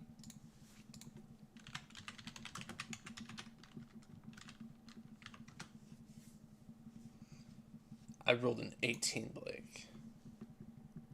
I rolled a 20. Oh no! Pull out your ray gun! All right, Blake, you've arrived here a few minutes ago, and already you feel one of these krauts sneaking up on you. He has an alternate weapon. Doesn't want to, bring out the ray gun right away. Why not? That's all I would pull out. Well, it's only got one shot, Oh. Gotta save it for when you really need it. So he'd pull out his blackjack, and wait until he thinks the person is close enough that he can reach him with a melee attack, and then spin around and try to catch him off guard. He's not gonna swing until he knows who he's swinging at, because you never know. But he'll be ready to swing if it's these silver-shirted traitors. As soon as Blake spins around to hit Timmy square in the head, actually, I think he would miss because Timmy is very, very short. I don't think Blake's is expecting someone to be short. He will throw his hands up in the air. Wait, no! Oh, it's you. Mr. Blake, what are you doing here? You're not those people, are you? No, I've happened to see a guy hauling around a bunch of these weirdos with crates full of weapons, trying to figure out what's going on. What? What are you I doing knew here? it. Oh, well, I was tailing one Mr. Frederick Julius. You know, he just came back from Germany, and I think he might be some sort of a, you know, some, should, not double agent, that's not the word I'm looking for. He might be a spy of some sort. You know, I think he might be rounding up either people uh, who sympathize with Germany, or even maybe actual German soldiers around here. That's what I think. So I followed him to this place, and I saw this, and I see you, sir. What are you doing here? I thought you said earlier that civilians shouldn't get involved in those sort of things. Oh, I haven't gotten involved yet. I'm just being a concerned citizen, you know. I'll have to alert the proper authorities once I know what's going on here. Oh, yes, definitely. That's what I'm gonna do too. You know, I was just, you know, making sure I get some proof. I imagine he has like a camera around his neck. Oh yeah.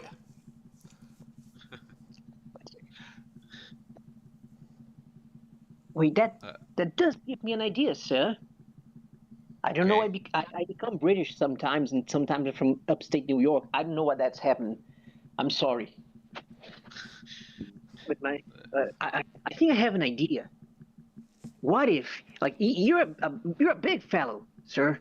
So you know, maybe I could distract him somehow, or you could distract him, and we try to find more about what's going on. You said you saw a crate full of guns, weapons, armament. Yep, you see that flatbed over there? It was on the flatbed, right? Yeah. Yeah. It's like, you see there's some crates. They have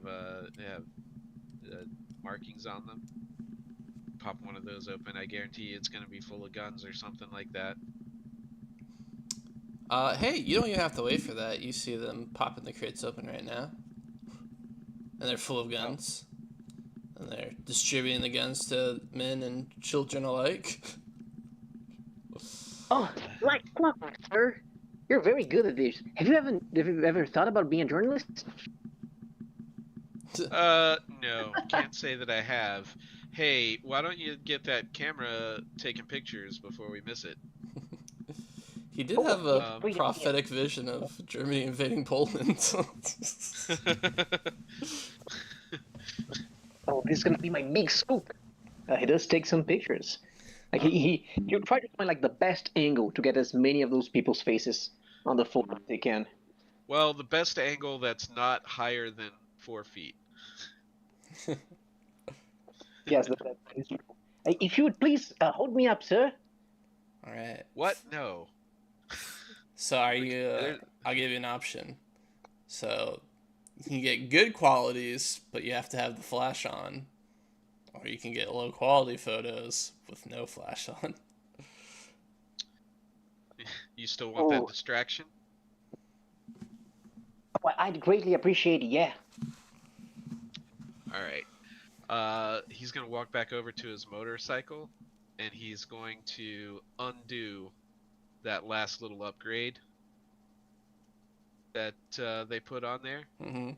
And then he's gonna fire it up and drive not through the crowd or anything, but alongside the crowd, and just really torque up the engine so he hits the backfire a whole bunch. All right. What are the stats? Presence, charisma. Ooh.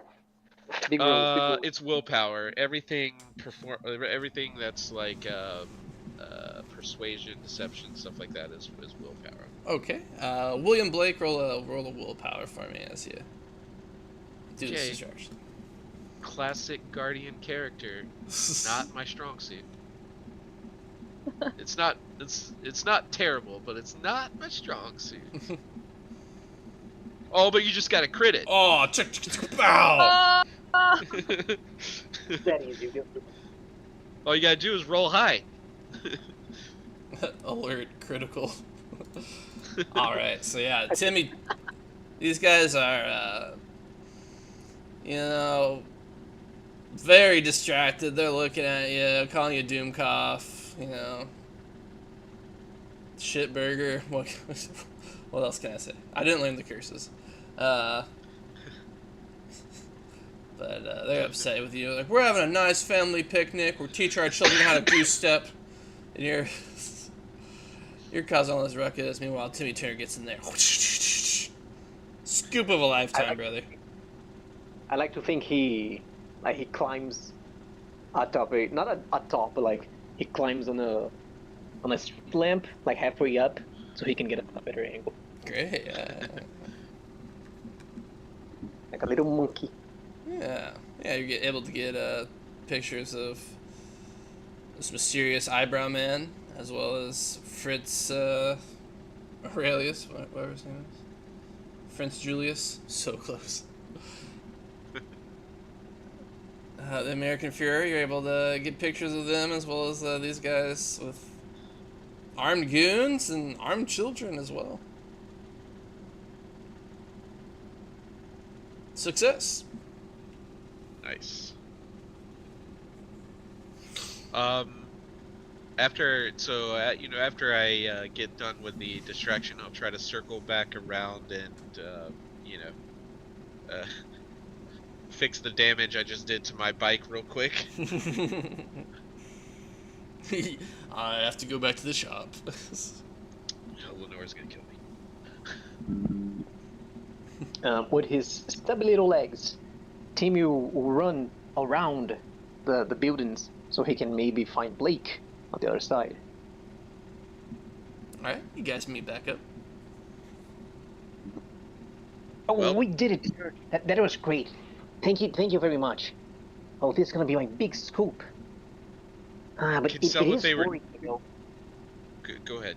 Sorry. I was just gonna say, it is worrying, you know. Because if we got spies here, like, how deep in are they? What if they're in the police force already? Then what we gonna do? Oh, they're gonna kill me. Oh, this is why my papa never got a big scoop. They got him. Damn. And he made such Wait a a nice second. scoop. They got him. This Wait is a where I second, put my how old are big you, scoop. kid? If I had one.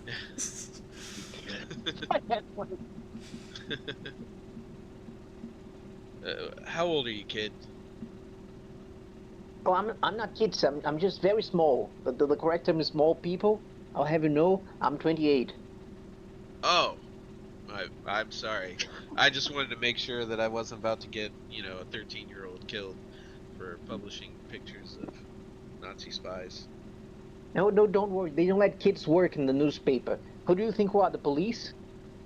Right? Yeah. I mean, it's crazy. What kind of person would let a kid fight crime? It's grooming, honestly. I was thinking that too.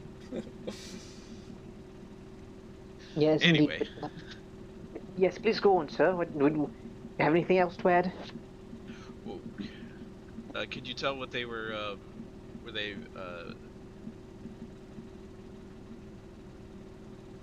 I saw that they were passing out the weapons to all these kids and all these silver shirts.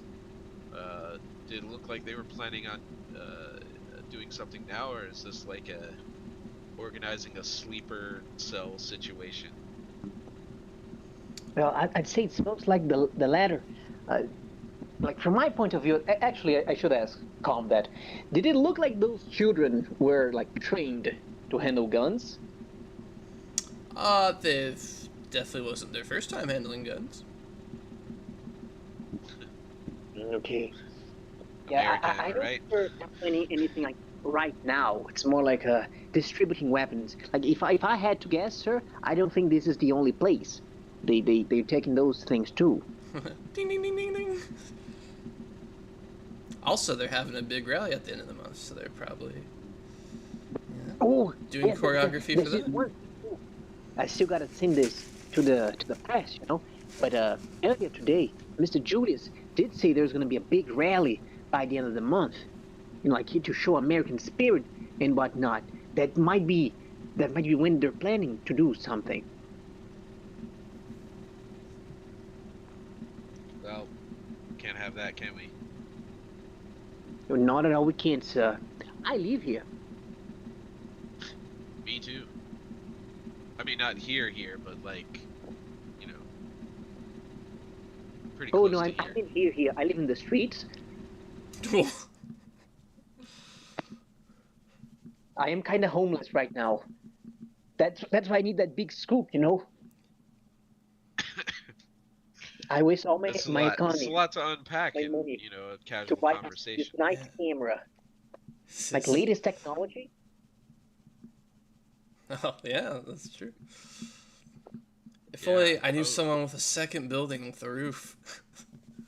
Yeah, that's what I was saying. I was like, look, kid, if you need a place to stay, maybe I can help you out. But,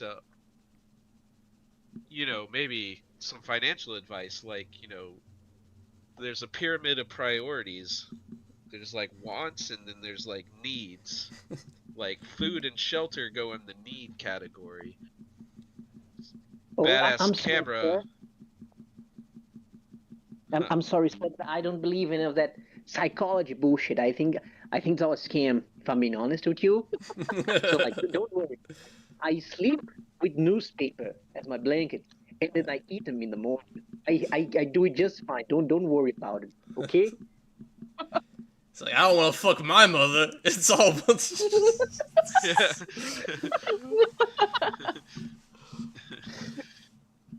I, I think that fellow Listen. Freud had some problems of his own. You know. That's all I'm saying. listen, listen. You gotta stop listening to. You gotta stop. You gotta get out of the mom groups, okay? Um. Just you can bring your newspaper blanket if you want to, but I got a place that you can, you know, look. You don't want that camera stolen in the middle of the night, do you? Oh no, don't worry. That's why I also use my economist to buy this. And he pulls out a gun. Good man. Yeah. Okay. I mean that's fair. Uh, I still feel like if you moved the, you know, the, never mind. You can bring the gun to the new place. You know. Let's cut here. Do you? Nah, don't worry, sir. If I may just finish this, well, right after. No, don't worry, sir. You don't understand. These streets are my home now, so I can always have my ear to the streets. This is how I know where to get them. You know, this is how I'll get my big scoop. I'll tell you. But don't worry, we'll always have Gotham. And then he turns around and walks away. You're a weird guy. I have a feeling this isn't the last time I'll meet Timmy Turner. So, I steam a good ham. so as far as authorities go, do you turn that into your newspaper, or do you like give it to the FBI? What's the? And well, I'm going straight to the press. Absolutely. First of all, I'm gonna do the like a small article on yes, Fredrickson is back, and he said, oh, you have nothing to worry. There's gonna be a rally at the end of the month. Like the main article is gonna be this. Oh, look at guns. The Germans, you know, those silver shirts got guns, and they're handling guns to the kids. Handing guns to the kids. What could it mean? Are those rumors really unfounded? You know, like put a little article, like to make it seem like, oh, he's trying to downplay the German thing, but there's this big one, this the main article, like a test doubt on his words. I see. Nice. I'll roll your will to see how good of a writer you are. I'm a great writer. You crit on it, so Oh, baby. it's a sensation. Everybody's in Gotham's talking about it. It's so good that some other newspapers start looking into it. And there's an article by a Mr. Clark Kent that does some additional reporting, and you guys also learn that so the Silver Shirts and the German American Bund, they're actually unrelated. They're two separate organizations. And so the fact that they were with each other, working with each other, it's strange. It bodes ill. The nationalists are communicating and coordinating. Oh, this isn't good. I should keep Mr. Blake updated on this. He looks like he can be of great help. I'm gonna need an assistant if I'm gonna be an important journalist. Like someone to take the bullet for me. Excellent. uh, yeah, it's like a week later. Blake, what's the next component that we're working on? So after the flight control system, now he needs that gyroscope that he can put inside the the jetpack itself to kind of orient where the thrusters are pointed at, certain uh, um, angles to make sure that he's always going in the direction that he wants to, and it's smooth, and he doesn't burn himself. Right, yeah, absolutely. Super important part of jetpackery. All right. Which one of your companions are you going to use to find this? Well, this is the military technology, so um, I don't want to get Lenore involved in all of this if I don't have to, because it might not be cool for me to have this. So yeah, I think I'm gonna look up this. I'm gonna look up the smuggler that I know. Didn't I meet the smuggler? Didn't we say that I met them through Lenore? I seem to remember I don't like this guy too much, and Lenore was supposed to be acting like as a middleman, kind of, to keep me I from. Did we I thought it talk was about the that? opposite. That Oh, Yeah, Lenore, I thought that me and Lenore do not like each other very much. okay. like you have to Yeah, get that's parts better. from this guy, but then you have to take them to Lenore because she's like, I won't deal with that liar, Yeah. cheater, scammer, criminal. Smart. I run a real business. Yeah, so I need to meet up with um is this Donnie? Is that your character's name? No, James Jones is what I named him. I only Yeah. named him like 20 minutes before the session started. I was like, 'cause I had forgotten about it, but Okay, question. As somebody whose first and last name both start with a J, do people call you JJ, and do you hate it? um, no, he's always been pretty. I feel like probably his mom did when he was growing up, but that's the only person he'll let do it. So he's pretty insistent. Like, no, my name is James. If anyone tries, they're like, no. He's very insistent that they get his name correct. Okay. So then I wouldn't call you JJ, but I would call you I would call you Jimmy. That's okay. It's not JJ. That's what. Yeah. That's yeah. Yeah. Okay. So yeah, where did we haven't established how we met or anything yet though, I guess. No, I figure it was likely you were talking to Lenore at one point. And she was like, "Listen, I don't have a part for that, but there is potentially like begrudgingly sent you my way at one point and was like, I don't want to hear about him. I don't want to. I'm not going to interact with him, but this guy might have what you need." Yeah, there could be that, or maybe you approached me because I work at an aircraft uh That is, facility. Maybe you were trying to get me in on your business as a yeah. supplier. I'm always looking for more suppliers. They get snatched pretty quick.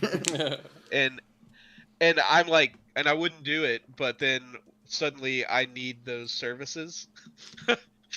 So I'm like looking at this contact information that you got me, and I'm like, fuck.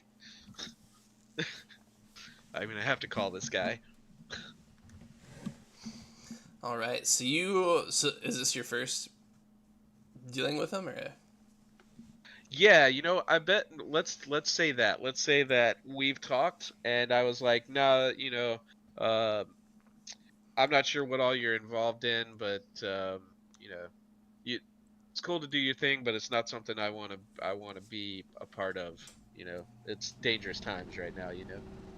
Yeah, I feel like he was also like not not expressly clear on what exactly he does. He's trying to have plausible deniability still. So he's Yeah. like very vague, and you're like, I have a feeling this guy probably has what I need. All right. So Yep. he wants to meet you at a underground fight club run by the Bertinelli crime family. Lotus, what's the name of this fight club? The name of the fight club? Yeah. It's gotta be the Steel Menagerie. Steel Menagerie. You get down there, two ladies already in the ring, beating the crap out of each other. You go to the bar, order a drink. What sort of drink for Blake? An old fashioned. Yeah, it's something. No, it's a whiskey sour. That's what it'd be. Okay. And the bartender like eyebrows up at the two ladies fighting. He's like what you see? Yeah, sure. It's great. It's awesome. And he's like, that one right there, safest bet in the whole bar. Always goes to 8 rounds, never gets knocked out, always loses. That's our very own Black Eye Betty.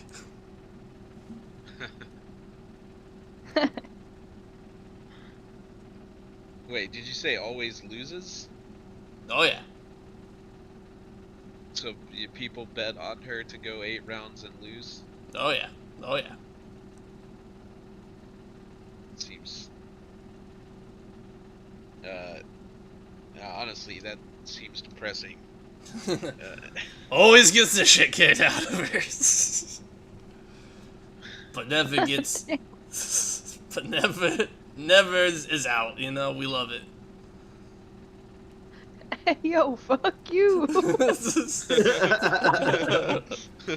She's in the ring yelling this at the bartender. Yeah, and she, of course. Just got a sense that he's talking shit about him. The ref's like holding her back. She's trying to come over the ropes.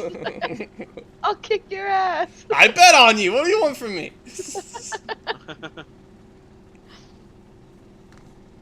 And I sneak away from the bartender while this is going on because I don't want to have that conversation. All right, and we get DDM. Describe your character. Describe stuff. He's a pretty lanky individual.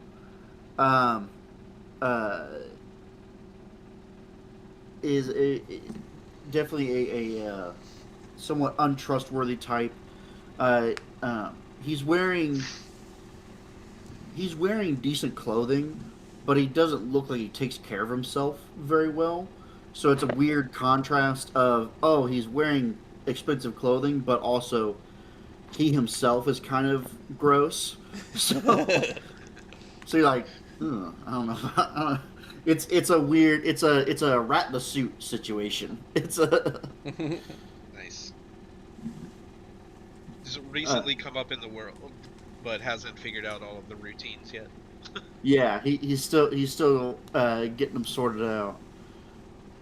Did you say you see him or he sees you first?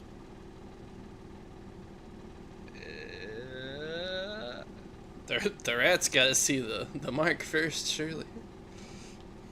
That makes more sense. Yeah. Yeah, I feel like he's coming in confident, and gets in close and like claps you on the shoulder. He goes, "Mr. Blake, I'm glad you're here to make me some money." Sure. Yeah. That's I can do that for you, but provided that you can give me what I need. Um, I'll see what I can do and maybe even make you some money too. So, what do you need?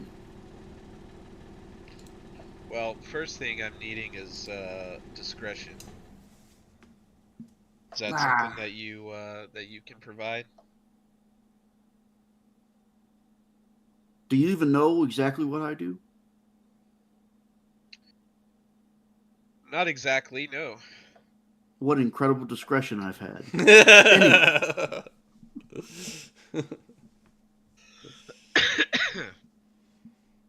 Well, that's good to hear. And then he'll take out another of the same pieces of paper, but this one doesn't have any technical drawings on it. It's got manufacturer, part number, and that's it. And he slides it across there, and he's like, uh, "This isn't something that a normal civilian uh, would uh, would just find at a you know at an auto parts shop, if you know what I mean." and how many of these are you looking for? Just the one? Uh, 75. No. We order in bulk. Yeah. Let's start with one. See what you can do, and then we'll talk after. Uh, DM, have I seen this? Do I know what this is? Do I think it's feasible for me to even get one? I imagine it's like from his factory that he works in, right? Yeah, yeah. I would say yeah. It's that's the parts that he knows. Maybe there's some similar parts from like Boeing or Competitors. whatever else Yeah. is around at this time. But uh, but he knows this part, and so it would be from Ferris. Uh, I think it all depends on your thievery skills, Mr. Jones. Okay. Um. It's I'm allowing you to steal it, but whether you're capable of it. Okay. Yeah. Well, I figured I'm more of a organizer, Right. less of a direct thief. I try and set up a group of guys to hit a truck that's going somewhere. Is what I had imagined. Might as well blame it on the Nazis while we're while we're at it. Yeah, yeah. Give me a couple patches. I'll spill them on the ground when they're leaving. No. Uh, they'll go. All right. I think I can. I think I can get you one of these. Uh, Subin, uh, you can get me some information on when they're moving. um, yeah, I think I can do that. All right.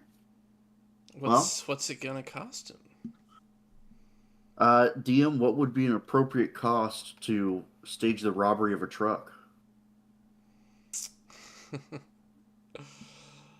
um, when I was playing this, the financial component was gonna be an aspect of this, but crunched on time, so I'd say $100. Okay. Well, and also, I'll steal you the thing you need. I'm taking everything else in the truck too.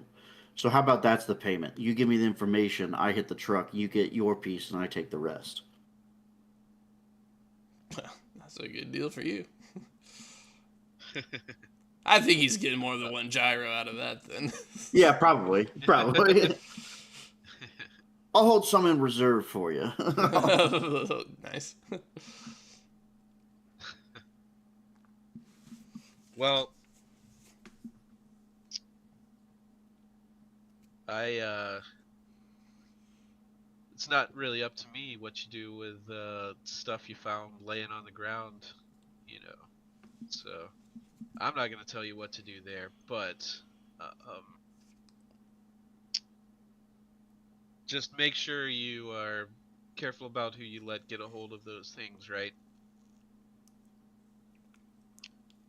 There's some players in the city that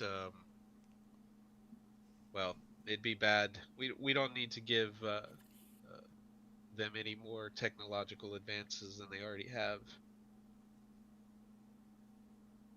Believe me, I work best when people are kind of on a closer playing field.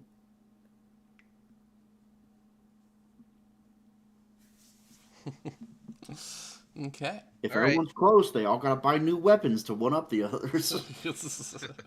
They all need an advantage.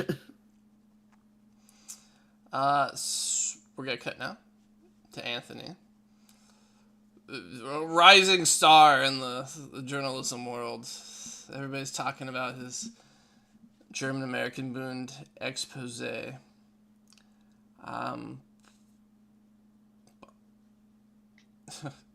This would be better if I wasn't rolling for you. We're gonna roll perception again, as you're put in charge of doing a little bit more investigation on No. Fritz Julius Kuhn. So I'll roll that for you real quick. Big numbers. All right, another crit. Which Oh man. That's roll 20 is that's 3 crits in a row. yeah, For roll Awfully 20. generous tonight. Ooh. I'm rolling hot. And there's a fourth one, just a little bit earlier.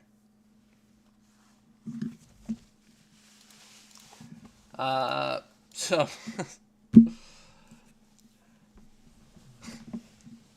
fuck. We're doing too well. No,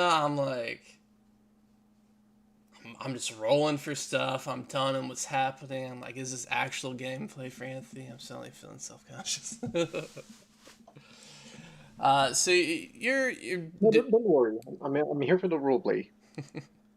Still fine.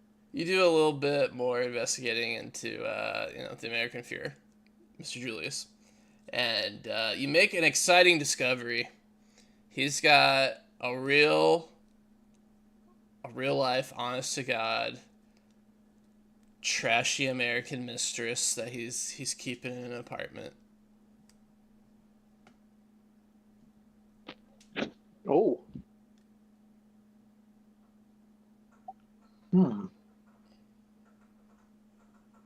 How impossible would it be for me to infiltrate his apartment? Have sex with his mistress, then leave. Perhaps. I mean, for a super sleuth like you probably already have the address. Fantastic. In this case, he will show up at his address. It's like a fancy apartment. Is there like someone like at the door to greet people? Doorman. Yeah. I'll say yes.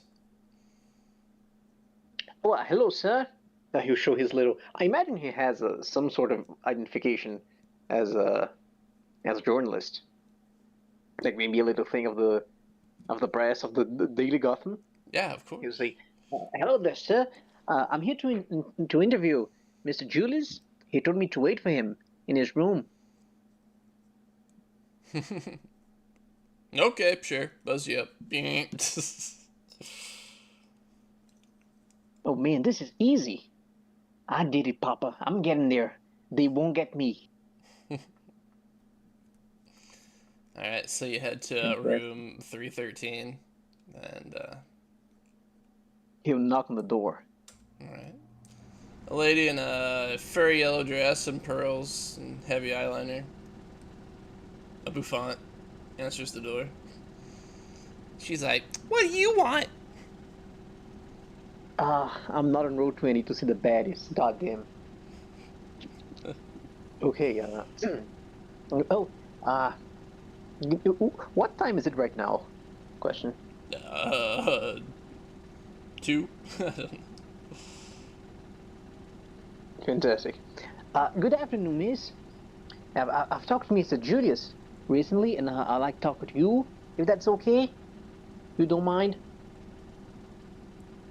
Mm, Like I'm not the police or nothing. I'm just for the press, for the newspaper. she chews on her bubble gum, and she's like, "Nah, he wouldn't want me talking to the press." And so she closes the door on you. Shit. Quick Turner, think. You didn't get this far being a dumbass. What could he do? Okay. This time, this one he's gonna jump and knock again, like very fast. So this time the sound comes from higher up, and she imagines it's someone else because it's a little guy knocking, and then he'll using his discreet trait, he's gonna try to hide like alongside the wall, like on the side the door opens, so he can sneak inside when she opens it. Okay. This is what he's gonna do. All right. Yeah. She's like, He- "Yeah, he- hello." And Fantastic. While she's looking for someone, it's gonna slip between her legs, I imagine, into the okay, apartment. this is freaking me out. That's the third. That's the third 20. What the hell? What the hell's Well, happening? might be bugged. Might be super Do fast. it. Do a test. Do another one as a test. Look at that. No, Timmy Turner's just that good. He's the Yeah. actual hero of the story. Yeah. So you you I was zip more between for her this. legs. You are the knight. You're in her apartment, unseen, unheard, unsmelled. Oh, thank God I bathed it today. Don't know how. I didn't got a house, but I did it. It's fire hoses.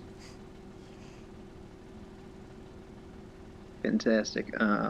What is she doing? I imagine I hide, like in the kitchen. I Okay. imagine she's in the living room. Sounds good. Yeah. She goes in, listens to the radio, reads the newspaper. Ah, I guess the radio really killed the press star. Anyway, he's gonna start looking around, and he has an analytical mind, so he has a +1 when looking for clues, which I think his perception has a +3. He's looking for any document. Is there an office? Can I find an office of sorts that Julius might use in his Nah. apartment? This is like his mistress's apartment, so he wouldn't have like office here. But I'll say you are able to find a letter from him to her, and he's saying that he's about to make a lot of money, come into a large amount of money from the rally that he's having, and he's like, then we'll be able to run off together and be free and live our lives in Chicago. Yeah, the best place to live. He will take a picture of it, like I imagine it's like in a drawer of sorts. He'll get the most he can off the room, along with the letter, and he'll take the letter as well. Excellent. There's a Yeah. flash of light in Ooh. the adjoining room next to her, and she's like, must be rain. She turns the page. Fantastic. And he'll sneak around. Oh, he cannot reach the key. How will he leave this place now? He's trapped in here. Yeah. What? This is the third floor, correct? Yes. Okay. This is what he's gonna do. He's gonna rip a part of a curtain. Are there any curtains in this place? Yeah, of course. Fantastic. He'll rip a part of it very stealthily, so she doesn't hear it. Maybe she'll think it's rain. I do think he can, he'll rip one of the curtains, and like the other one, he's gonna climb it so he can get onto the window and open it. Okay. So now he's gonna like roll himself up, not roll himself up, like use the ripped off curtain as a makeshift. What was it called in English? Parachute? Yes, as a parachute, Dude. so he can safely get down on the streets. How reasonable is that, Comp? Tell me. Let me read the rules for falling damage. What's it called in Portuguese? He's gonna break his legs. A parachute is called a fall stopper in Portuguese. Love it.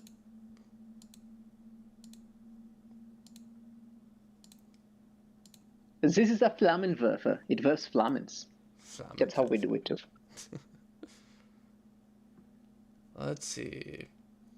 Falling more than 6 feet inflicts 1d6 damage per additional 3 feet. So falling 30 feet inflicts 8d6 damage. Okay, let's see. I'm gonna roll intelligence for you. I'm gonna set the DC at 10. For every point you have over 10, I'll remove one of those d6. Oh, this is gonna be easy. Watch me crit. What's the int? Let's see. Is that the +3? 10. Okay, so nothing. No 0. It's all I need, baby. Oh, okay, that's an at one. It was a crit. That was a D10 I rolled though, so I'll re-roll it. Okay, that's a 15. Oh, thank you. So Easy. that'll just be 3d6. I believe he has a D8. That's what a journalist gets. Ooh. Ouch. Okay, so you take 9 damage. Oh, I just died. Just barely. So the parachute absorbs much of it, but we end with you going like, no, no, no, no, no, no! And we cut to Blake. Mr. Blake. He died. Splatters on the street. Good thing he doesn't have any valuable information. Blake, final component, this rocket fuel. Yeah.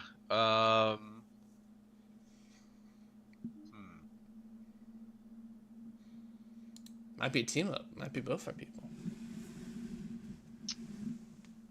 Yeah. Maybe this is a maybe maybe Lenore knows a guy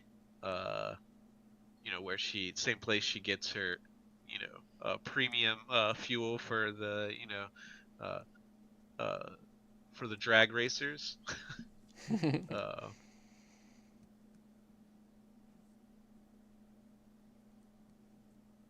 Yeah, sure. But they don't sell that thing to just anyone, so that's where we gotta bring in my new buddy Jimmy. Ugh. And I think I want to try to do one thing before Jimmy hits that truck of outgoing components. Uh-huh. I would like to try to rig up just a little radio transmitter to stick into the crates as they're leaving. Okay. Intelligence. Okay. Just just in case. 14. All right. You do it. You avoid Okay. that one. Thank you, Edge. Everybody loves to edge, right? I love edging. Yeah. but So this just is 39, so we only have goons. Yeah. I love it more than jizzing, honestly. Wait, what are you talking about? No, Yeah, so just hide a little transmitter in the crates, just so if I need to figure out where they're being stored later, he'll have a way to do that. Dang it. So yeah, but then he's gonna he's gonna head over to Lenore's. He'll be like, "Yeah, I don't know what happened. It just started backfiring again. This little doohickey came off of there. Uh, I don't know, what happened." You're so rough on your machines. Yeah. That's what it is. User error. Must be, maybe, maybe banged it on the door jamb when I was bringing it in for the night. Oh, well, I'm just messing with you. Hey, Sure. so I need some. So I need some fuel, a little bit hotter fuel than I normally run in the bike. And he pats it, he pats it on the tank. Uh, can you give me some jet fuel? She'll look over her shoulder left and look over her shoulder right. She'll say, "Did you say jet fuel?" Yeah. We're talking about jet fuel, jet fuel. Yeah. For a jet. Lotus, roll intelligence. Okay.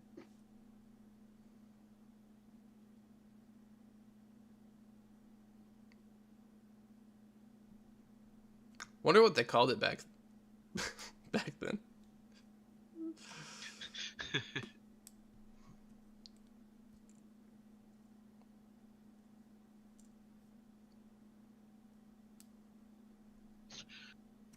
Probably just rocket fuel. No, not rocket fuel. That's different. Rockets were barely a thing.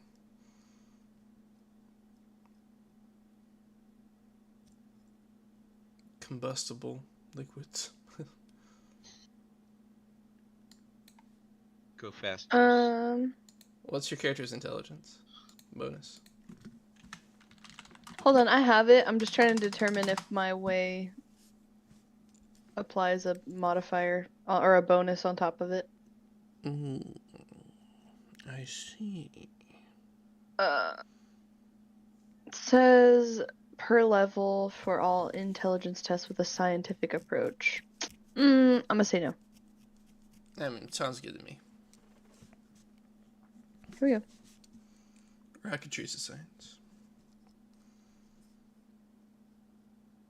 9. 9. Oh, I'm Wait, still Donnie. Fuck. Sorry, go on. dude, she's over here like flicking a coin like. Me? Two-Face. No, that's somebody else. I've been hearing it. Oh, someone's being two-faced. I'm gonna guess it's Guardian. Oh yeah, that's me. Yeah. I'm the fidgeter. I am the fidgeter. I also have coins on my desk, so pretty sure that's why. Yeah, 9, perfect. So you're just recently, about 10 years ago, people made the discovery of liquid oxygen. And, there's been some experiments going around with it lately. And they're combining liquid oxygen with liquid hydrogen to make rocket fuel, jet fuel.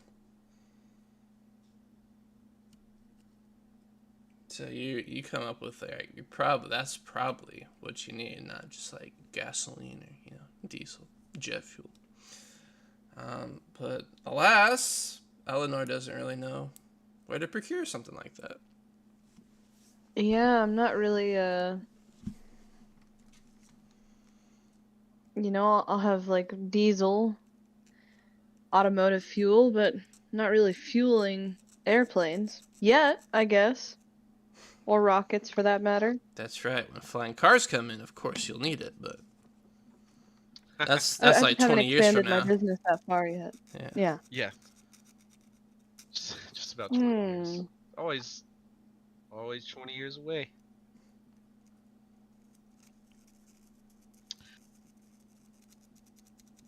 Maybe, have you already talked to he who shall not be named? Voldemort? No, I haven't talked to. No, you mean Jimmy? I Ugh, did talk to he him. spits on the floor. It's your shop, you know. Uh, yeah, I talked to him. He's doing something else for me. You know, I don't really trust that guy, being honest. Uh, Yeah. Hey, hard. same. Me neither. But you think we need to bring him in on this too? I'd really prefer not to. You know what? I might know a guy from grad school. Went into gosh, whatever the equivalent of like aerospace engineering would have been.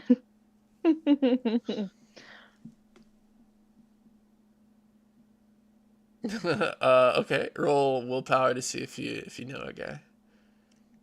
Let's see if I know a guy. We like screw DDM. No, I just really want it to be like her last. And I have nothing to add to my willpower, so it might just. Yep. You're like, Thematically appropriate. yeah, you're like, oh wait, that guy's lab blew up.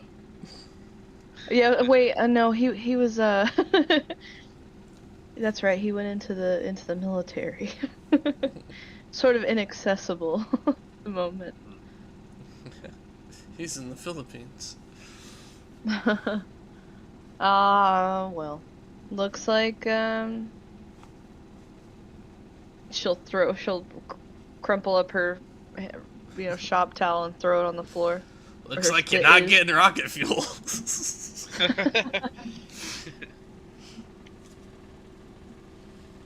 if we can make this thing run on batteries. Out of character, are we trying to team up with DDM? Yeah. Okay. So yeah, she'll crumple it up, throw her towel on top of her spit on the ground. She'll say, "Let me grab my things."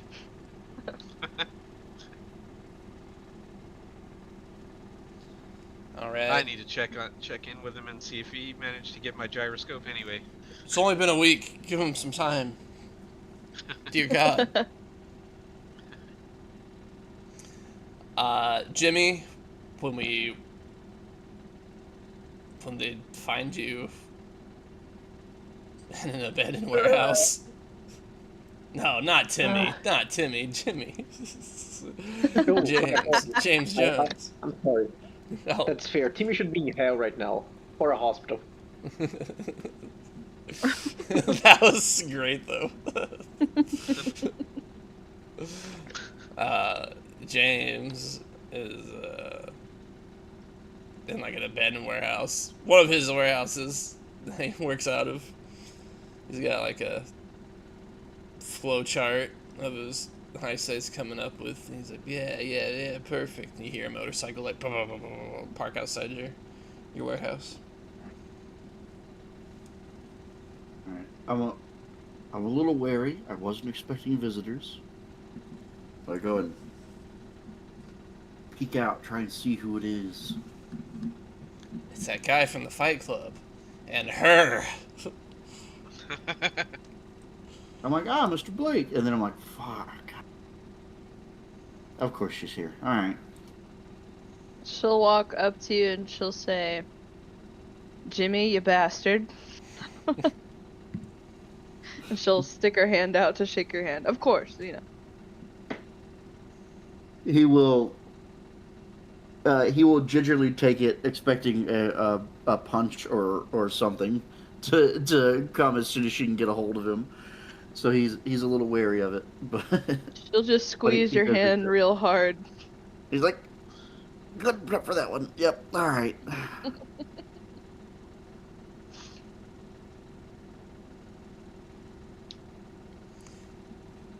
Anyway, This What are you gift here for? pleases me.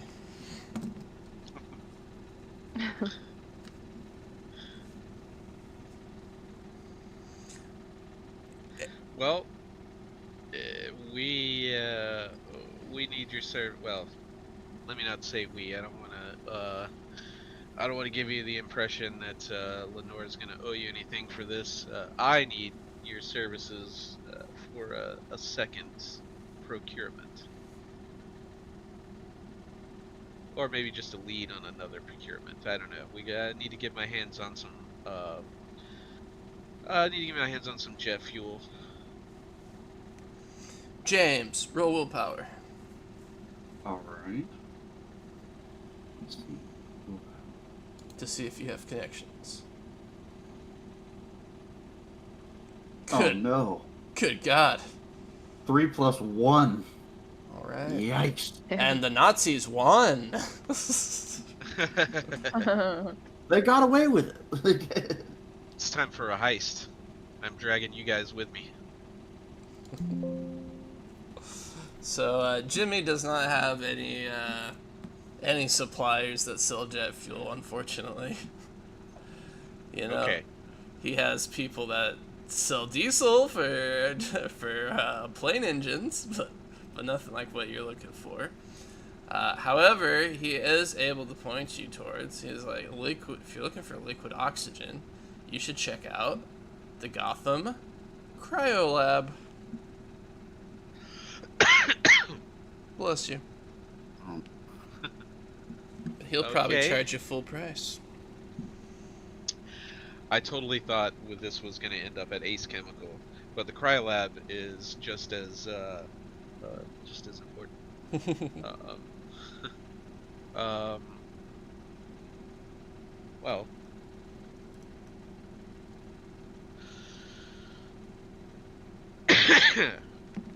I think I can pay full price, but I don't want to be the one to make the purchase.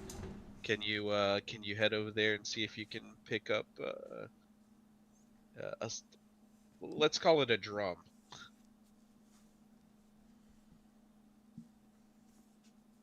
yeah, I can handle that. I think everybody should go. I think we should all go. Yeah, Actually, I can do the buying if you're wanting to keep your name away from it. But Well, sure, but it's coming out of your cut if I have to go too. it like physically pains him. He's like- well, damn. he's like, listen, the truck's a big haul. Sure. He's like, okay, that's fine. You gave him good information, so he's willing to help. All right. Well, I don't have any more room on this bike. So, And I'm not riding with him. yeah. You're definitely not putting a drum of rocket fuel on the back of it. Yeah. I guess I can take my car. It's still a Nazi flatbed. for one single drum on there. Oh, it'll be Yeah. two. It's gonna be 1 part liquid oxygen and 1 part liquid hydrogen, Mhm. and something to keep them both cool. I was just saying, And we can implicate the Nazis later. we can just go get you some water. It's already liquid hydrogen and oxygen. What the hell do you need this for? Jeez. Oh, we've accidentally made a fuel cell. I was just say he only knows enough to know that. he knows enough to understand that water is hydrogen and oxygen, and so he's like, "Why do you need this stuff? What the hell?" Yeah, I mean, peroxide is hydrogen and oxygen too. H2O2. Get me out of this. Meanwhile, Yeah, Nora will be like, try to keep up. Vroom. I'm gonna get a sidecar for this thing. Hell yeah. You guys arrive at the Gotham Crime Lab, where one Victor Freeze welcomes you and brings you in. German immigrant to America, current, foremost mind in cryogenics. How can I help you today?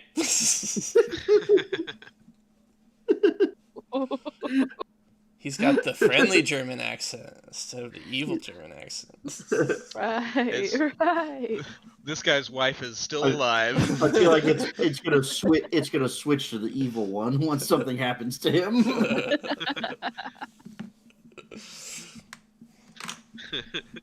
Yeah. A smoking hot blonde comes down with a picnic basket. She's like, "Got your lunch, honey." Oh, thank you nice so family. much, my beloved wife. Oh. That's Yo. his wife?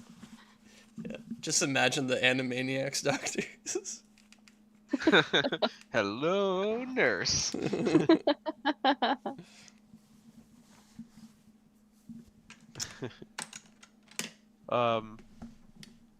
Wow. We don't want to interrupt your lunch. Wait, why am I talking? I don't want people to remember me. I push Jimmy forward. Come on. He's like, I was just gonna let you stumble around here, but okay. Anyway, Doctor, sorry to interrupt your lunch with your lovely wife. We were just hoping to procure some refrigerants. He says, "Oh, you do not have to worry about interrupting.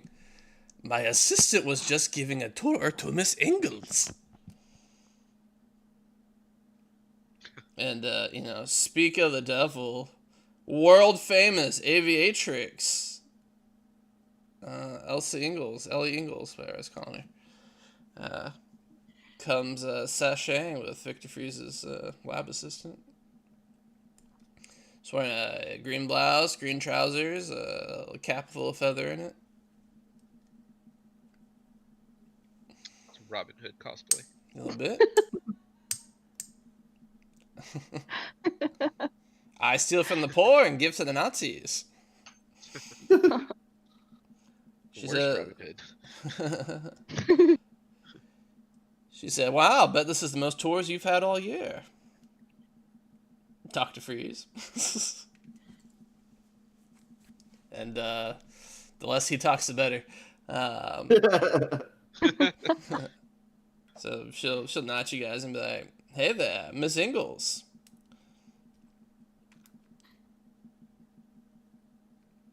Hi.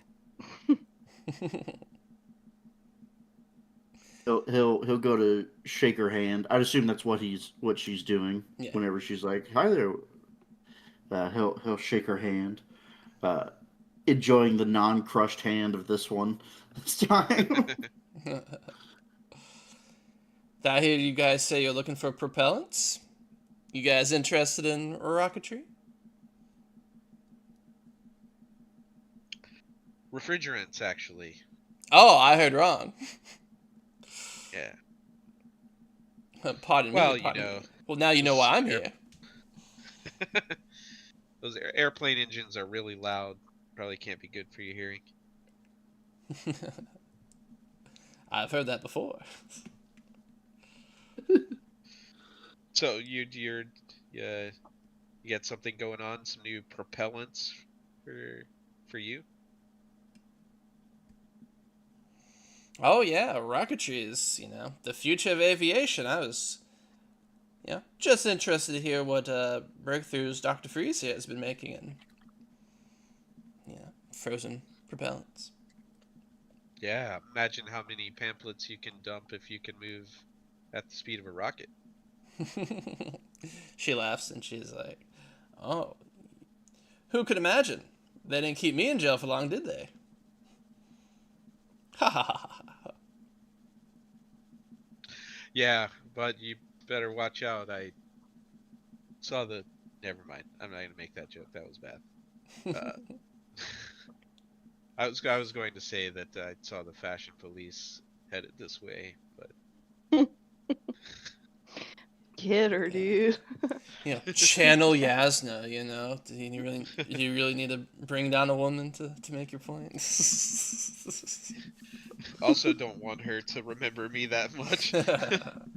Yeah, she's like, well, Dr. Freeze, I thought your refrigerators were icy, but this reception, brr. She's like, I'll just be on my way. Thanks for the tour, though. And she'll kiss the guy on the cheek and she'll sashay away.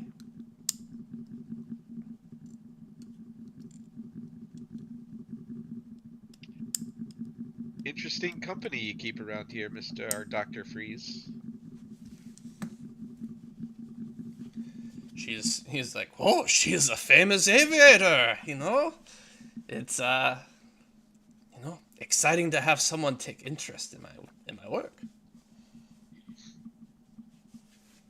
All the real breakthroughs in rocketry are going on in the fatherland right now. He's like, but you wouldn't catch me there.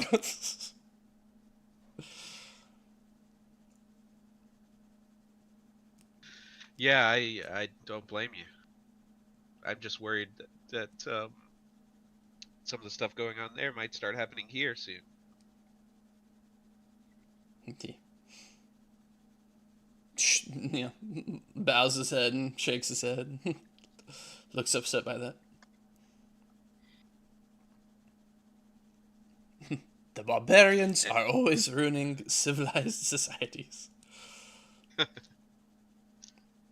Anyway, about those chemicals. Yes, what are you needing? I look over at Jimmy and like, I think it was what was it that you needed, Jimmy? It was some liquid oxygen, some hydrogen, something like that. That's right. I couldn't quite remember what I was needing. But, yeah, just a standard drum, however big those are. One of those, of each, please. Okay. One of each. Do you deliver? No? Alright, get a dolly. We're gonna... Alright, so he suits up and goes and retrieves some from the refrigerated area. You guys can roll perception. Suits up. Yeah, his cold suit, bro. That's a couple of good rolls. That's a triple good rolls. Yeah, you can see. Yeah, he's got like a fireproof, cold-proof suit that he puts on. And it's got like little hoses that connect to canisters on the back. And you guys are like, "Was ist das?" And he's like, "Oh, I'm working on a fire." I guess as a warning to you guys, so these are highly flammable liquids that you're dealing with. Because you know how, like, one of the components of fire is oxygen? And it's like, this is liquid oxygen. So, fire is a big problem. So I've been working on, like, experimental fire suppressant things. And so he, like, taps his little palm like Spider-Man and, like, fire extinguisher, like, foam comes out. Impressive. All over James's suit. Yo, I feel like he's pretty upset about it, but he's trying to hold it together. And he's like, revolutionary, Doctor. As he's like wiping it off of him. He's like, oh, I'm... Lenora points and laughs. For that, I will cut $20 off the price. So sorry, so sorry. He goes and retrieves the barrels. looks like it's dry clean only. That's gonna be rough. And he returns with your barrels. It'll be $500. Wow. Well, I'm a well-off inventor, so I can handle that. Excellent. This guy. All right, the exchange is made. Well, it's good to meet you, Doctor. Thanks for hooking my buddy Jimmy up with this refrigerants. Yeah.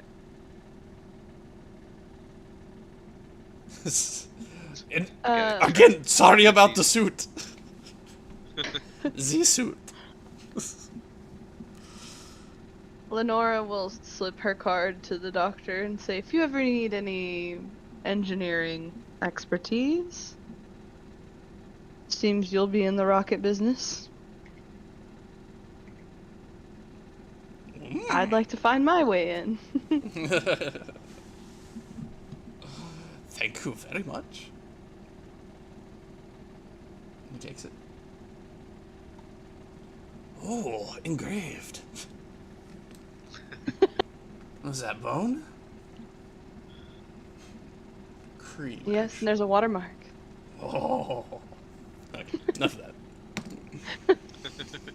How does the Silver Bolt come to hear that Timmy Turner is in the hospital for having his shins in his chest? Oh, that's a good question, because like they don't run in the same circles. I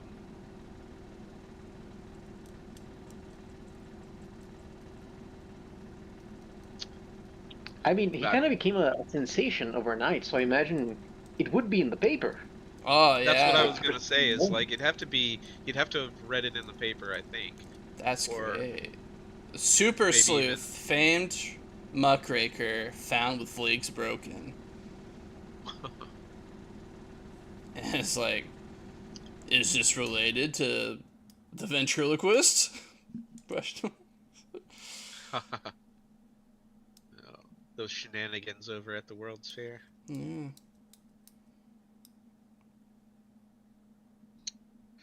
Maybe one of those mob families. They like to break knees.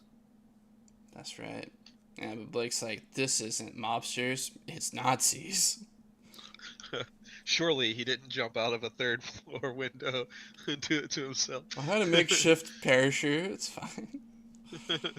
But as soon as I hear that, I'm gonna go. I would definitely assume that his investigation is what got him into this mess, and that it was probably the Nazis attacked him. So I'd go down to the hospital to see him.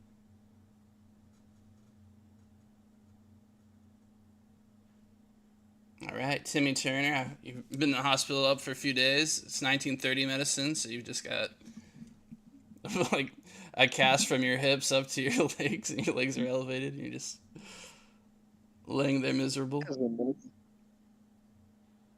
Oh, Papa, they got me.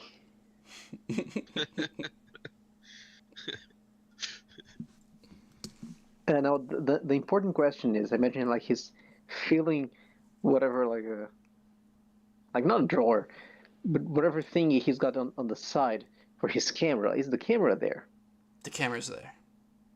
The camera Is it survived. undamaged? Oh, there you are, my beauty. You're all I need. If I got you, everything's gonna be fine. Even if I can't feel anything down the waist. We zoom out, and Blake is standing next to a nurse, and she's like, he's been like this for 3 days. Just talking to his camera. That the cameras, yeah. Absolutely. It's the only friend he has. It's like a short-term memory problem, you think? Yeah, I don't know. It looks like he jumped out a window, so might have hit his head. Well, hopefully he remembers me. We didn't meet that long ago. Yeah, I'll leave you to it. Okay. Hey, what time you get off? Oh, that's crazy because I was about to flirt with you. You know. I get off in 12 hours. See you then. It's a nurse's shift for you. Goddamn. Caught you halfway through, huh? Yep. Jesus. All right. Well, I'm working a half. we'll swing by tomorrow and see where we're at. Okay, so I come in and go, Timmy, how are you doing? Mr. Blake, my boy. Great news. Well, not so great news. As you can see, I'm kind of even less than half of the man I used to be, which is well, already wasn't like a full man. But anyway, quick, take this. He hands Blake the camera, and like reaches into like he tries to reach into his jacket, but he notices he has a like a hospital gown. Ah, damn it! My jacket must be around here somewhere. There's a letter in it from Frederick to his like girlfriend, wife. I don't know what she was. She was very Whoa. rude, in fact. But anyway, talking something about how they're gonna make a lot of money recently. I think it might be something to do with the rally and the guns they were handing out that day. You gotta take that. Take it to the press. Here, take the. Ah, goddamn it! I forgot about the jacket. I do have some documents identifying myself in the jacket. You tell them Turner sent you. They'll let you because now I'm important. Okay, let's slow down for a second. I feel like you. Oh, hold on. There's a jacket. Let's start there. I'm gonna look for the jacket. Fantastic. No, the other pocket. That's the one I keep on cigarettes so I can chew on them. I get them from the streets. I treat them like little candies. Oh God. That's not. That's not how. Oh, like it's worse than smoking them. Come on, grow up. I'm Yeah, just. that should be the letter. Yeah. Okay. Yeah. There's a letter. All right. I read through the letter. Okay, it's Herr Julius saying that he's going to after the rally, he's gonna come into a lot of money, and that he can finally take his mistress away, and they can be together.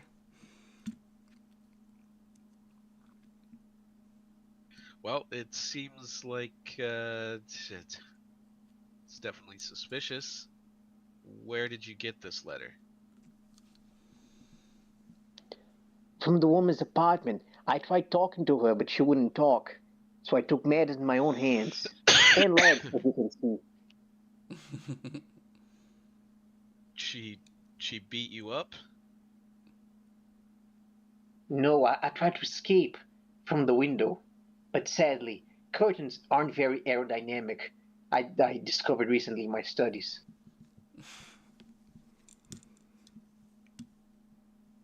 Uh, uh. So you broke into a woman's apartment, stole a As you letter. do. As you do. Sure. Yeah, sure. And then you jumped out of the window. Now that's something you don't do, you know? That's I feel as the play and No. win kind of backwards. Went Right, south. right. Second floor? Third. Oh, third floor. That'll get you. That'll do it. Yeah. If it was second floor, I could have done it, you know, but third, no. You said there That's was my idea. That's curtains, much better. so you tried to make a rope out of the curtains and let yourself down? I tried to make a parachute out of the curtains. Whoa. Yeah, parachutes usually need to be a little bit higher for those to work. Yes, I also figured that out recently in my studies. I see, But I see. none of that matter right now. Don't worry, I'm okay. I've had worse, trust me. People are always stepping on my legs when I'm sleeping on the streets. Because I'm very small, so they don't even know where my legs are when I got my little newspaper blanket. But anyway, you gotta take all that to the press.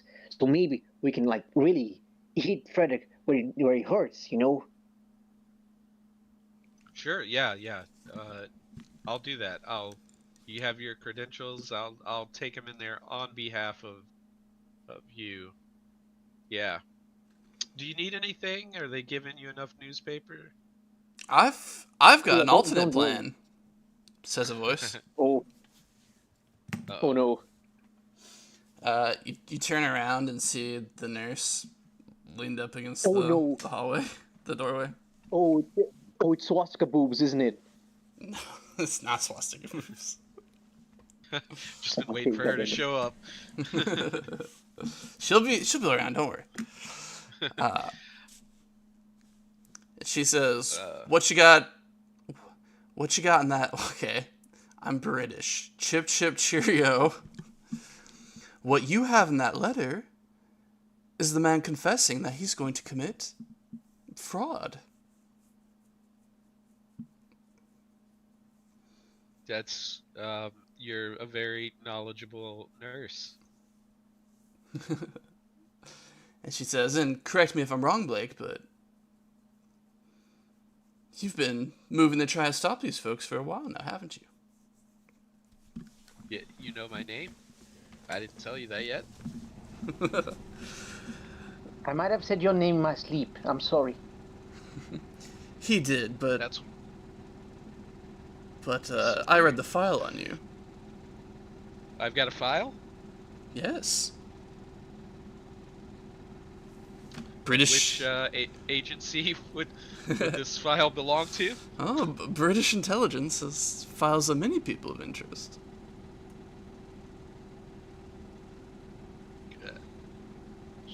Okay. You don't really have to work another 12 hours, do you? Oh, I do, but not at the hospital.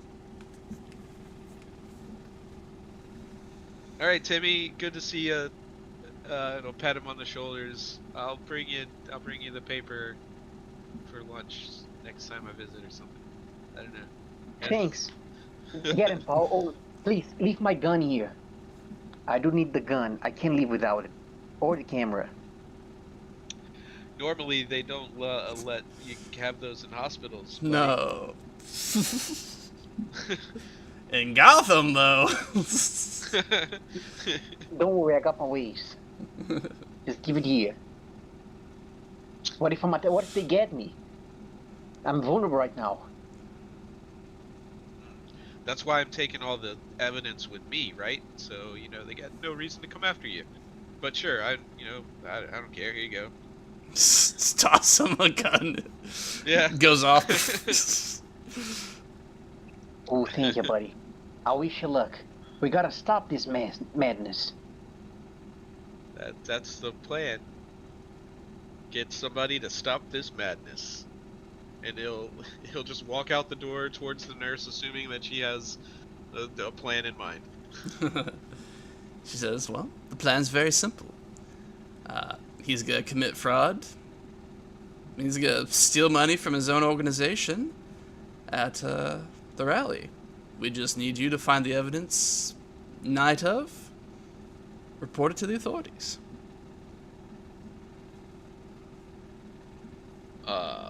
Me? Why? You seem to be the spy. I'm just a retired pilot and a mid-level engineer at a major corporation. Well, I'm a known entity, I'm afraid. You're like what's his name? That Bond fellow. He's like a super secret spy, but everybody knows him. Alan Cushing? Nope, that's someone else.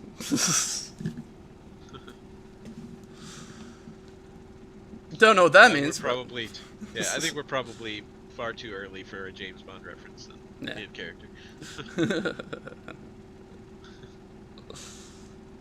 But no, I understand. So you showing up to the rally, they'd know right away. Well, I mean, I've been on TV recently saying bad things about this sort of thing, but maybe I can figure something out. I said TV, but that's not a thing. Maybe I've been in the papers. That's what I mean. Yeah, perhaps so. And you have been, in fact. And she nods. She says, "I'm sure you will," and she'll walk away. What about that coffee? She will she'll toss you something over her shoulder as she walks away. Wait. A grenade. Yeah. It is a 14. Maybe I catch this one. nice, nice. It's a glowing green stone, The fuck? about the size of the battery in your ray gun. Oh, I'm freaked out now. What does she know? Alright, I'm headed back to my lab. Or my garage, whatever. Excellent. It's time to plan. All right. From Riley, give me an intelligence check to see if you're able to figure out the handling on this thing. The handling on the. The little like controls that you were setting up for him. So this is you like crafting the controls for his jetpack. Okay.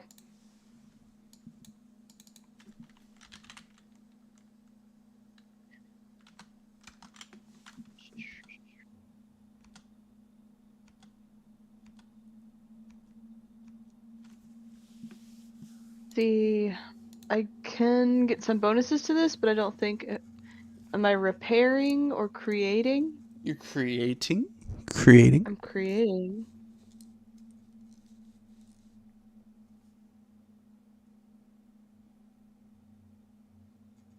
Okay. And so would I be understanding mechanisms? Yeah, absolutely. Awesome. I like the sound of all of this. Holy shit! Wow. That's a 28. Hey. This is her shit. Yeah, that's a crit for sure. She makes an amazing, I guess it's not a crit out of combat. She makes an amazing device. It's easy to understand. You know, closed fist for go, open fist for slow down. Mm-hmm. Super amazing user interface. Doesn't require. You know. Just look where I want to go, and it just goes in that direction. Mm-hmm. Here we go, my magnum opus. For now. Today. That's amazing. This is why I come to you. You always do great work. Thank you. DDM, roll your will to see if you're able to properly, you know, get a team of criminals to pull over a car. You're trying to be a 28. Oh, I rolled a 7. I put some points into intelligence, I promise. I thought that would be appropriate. Do you have an inspiration point? I've got 3 exploit points. Yeah, that. Yeah, I do. I will use one of them if you will allow it. Yeah, so you'll add a 10 to that. Sick. 17 then. All right, that's a success. So with that, Blake comes into his garage one day and sees a shiny new gyro waiting to be inserted into his jetpack. Nice. And I'd say roll me an intelligence, Blake, to put it all together. All right. Let's see. I don't. Yeah, no. I had to get rid of all of the cool things that would have helped here, because I misunderstood how character creation works. But I get an edge. Yeah. Dude, 216s. All right. You managed to put everything together. We get, Hell yeah. you strap it on. Everything is beautiful. You have you put in all the fuel without anything sparking, and liquid oxygen can catch on fire just by like flowing over stuff. Fun. Would this cause a problem for one of the Apollo missions? uh, Details not important. You've got a jetpack, bro, and a ray gun. Yeah. I'm a little freaked out about the ray gun, though. Nobody's supposed to know what's going on. She casually handed me a battery for my, as far as I know, alien weapon. Yeah. It's messed up. Who is she? Yeah. All right, but now I've got to get into this rally, get some evidence that this guy is committing fraud or embezzlement or whatever is going on here, and hopefully make sure this crowd of Nazis doesn't do anything nefarious with all those weapons. Easy. Yeah. And we got 20 minutes to get it done. So we go to Gotham Square Garden. The day of the that's what it's called. The day of the German American Bund rally, made famous by Trump repeating it in the 2024 election. These guys also call themselves America First. You, the Silver Bolt, are on the rooftop. Got your jetpack, you got your ray gun, you got your helmet. As you're looking down at this big crowd, 20,000 people, they say. 20,000 people went to the rally. Got Nazi flags and America flags, hand in hand, arm in arm. Disgusting. Yeah, I fucking hate it. Un-American. How many shots does my new blaster have? Not 20,000, I assume. Yeah. Well, that's the thing. The Nazis used violence to enhance their voting power and destroy and set fire to the Reichstag and destroy the Wehrmacht Republic. But this is America. We don't believe in political violence. This guy's committing a crime and that is what Vigorola, the fig tree long. That's why he's even allowing this meeting at all in his city, because he believes that the American citizens seeing how disgusting Nazis are is enough to undo him. So this guy, Herr Julius, is committing actual fucking crimes. You're gonna find evidence of those crimes, get him arrested, and have him tried like an American. That's the thesis, at least. Yep. Let's see how that goes for me.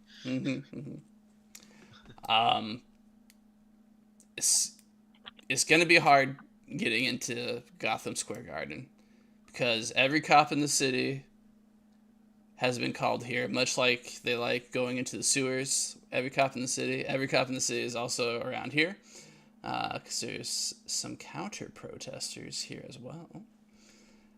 So going through that front entrance is going to be a problem.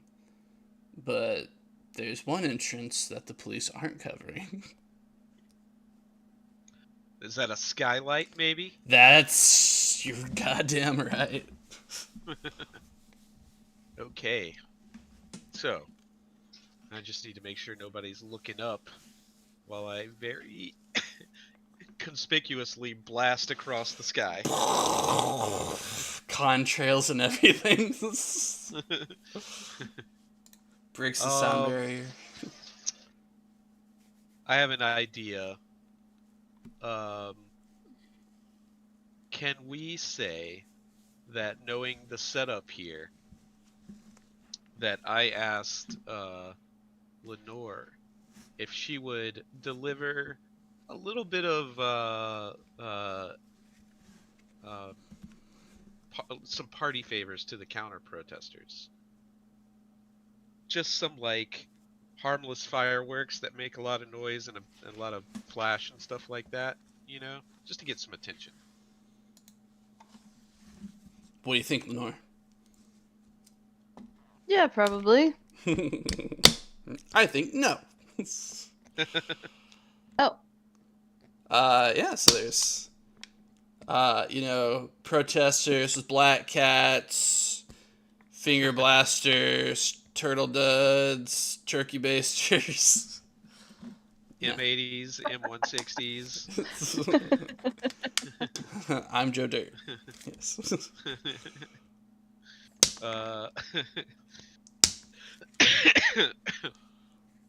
Yeah. So I'm just waiting for the moment, you know, whenever somebody's like ready to set those things off, and as soon as I hear the signal, I'm going for that skylight.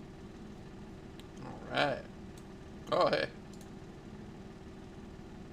We know your names, we know. No, I wanted to get right in the middle of that anyways. I can get to it. One sec. It's a great song. Hey, fucking play. We know your name, our friends and our. Say it. Time's up, motherfuckers, time's up. There you go. Anyways. That's awesome. Fireworks go off, yes. That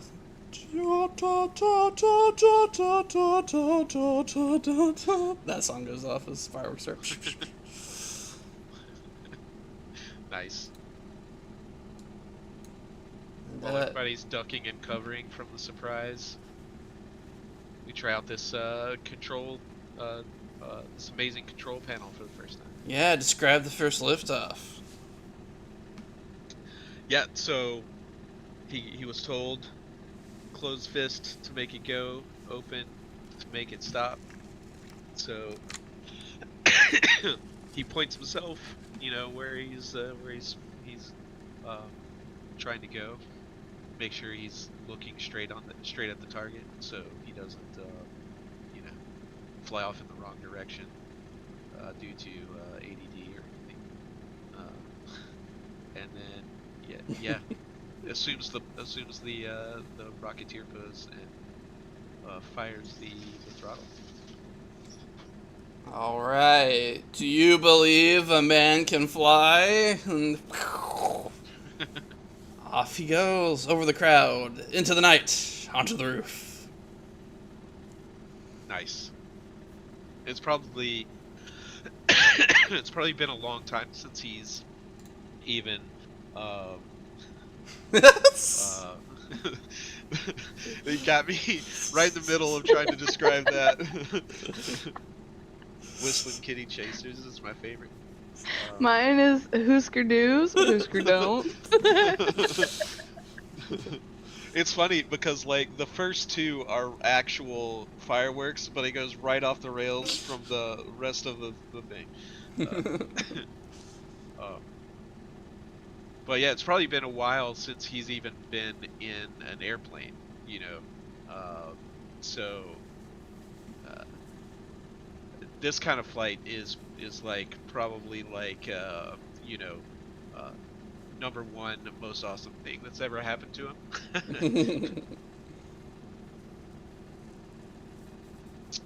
Should I roll a piloting check to see how cool it is? Yes.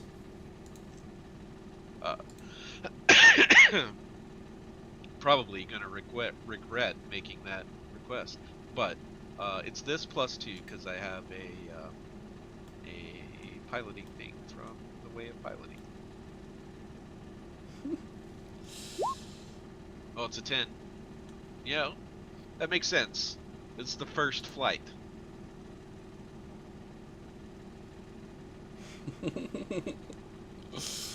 Yeah, definitely like the landing is not great as you gotta Yeah. just roll across the This rooftop. is this is also why I wanted everybody distracted. Nobody saw that. Nobody saw that. Um, I'm just glad it wasn't low enough that I went through the skylight and crashed in through the building, alerting everybody there. I was thinking about that, but no. All right. You move. You open up a hatch, and are able to get into the building. You end up on a catwalk overlooking the festivities as speakers are giving their speeches, doing their Nazi thing. Let's see. They call President Roosevelt President Rosenfeld. Okay. You know, much like how the right likes to do transvestigating. You know, 100 years ago they like to do Jew-vestigating, and frankly still do.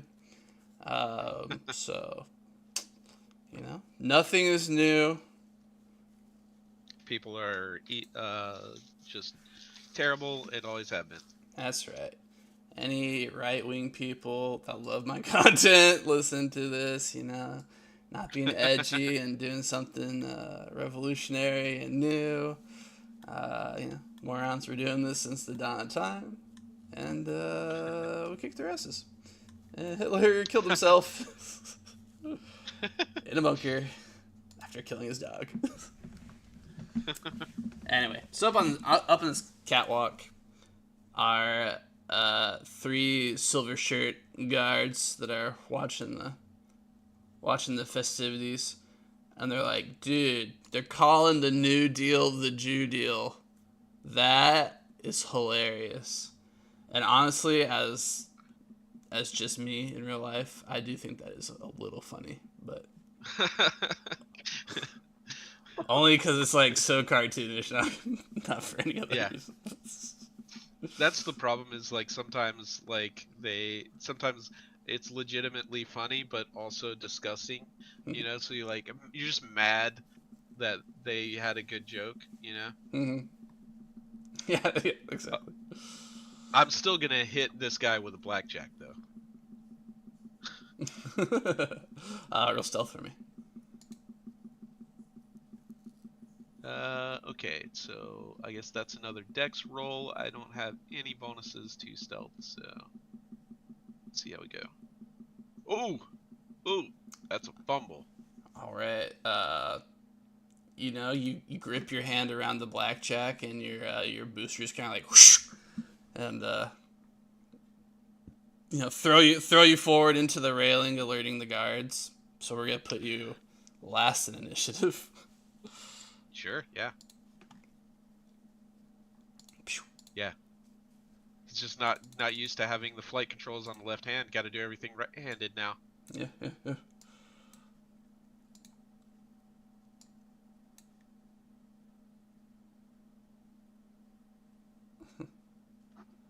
All these icons too cool for these losers.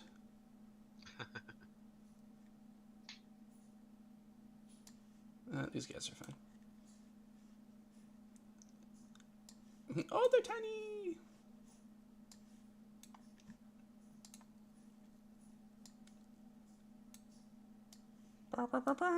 The silver bolt. He's being a bolt. The silver bolt. He bolts around.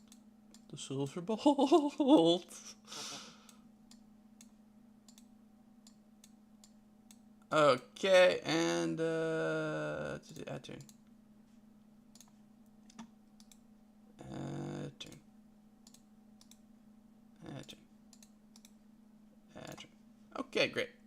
The goons, you know, they're all gonna run at you with their little nightsticks and take a swipe at you.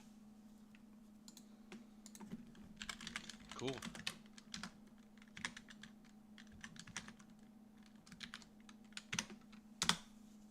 Let's see. A 5, a 20, and a 15. The 20 obviously hits, and the 15 also hits. Okay. Just barely.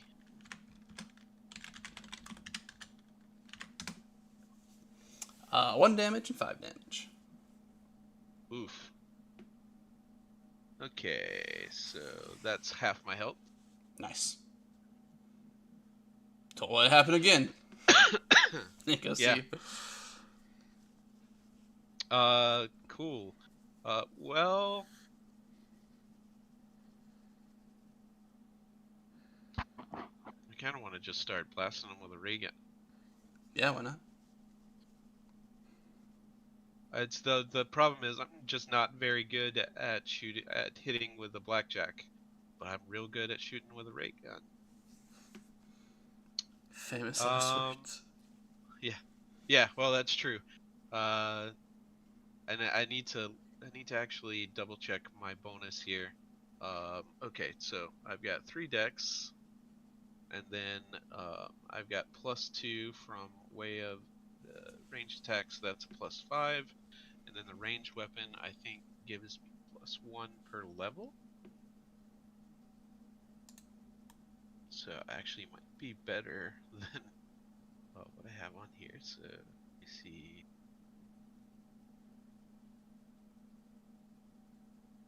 Way of Shadows, Way of Attention. Okay, range weapon that gives a +1 bonus at level 1 and 2. Okay, so it's right. Alright, cool. Cool, so I'm gonna shoot at the one that hit me, or one of the ones that hit me. Hopefully the other guy's just bad at his job. I will use an exploit point if an 11 doesn't hit. An 11 does hit. Okay. Nice. Okay, 8 damage to him. He's like, oh. Does your gun go like zap, or is it just silent?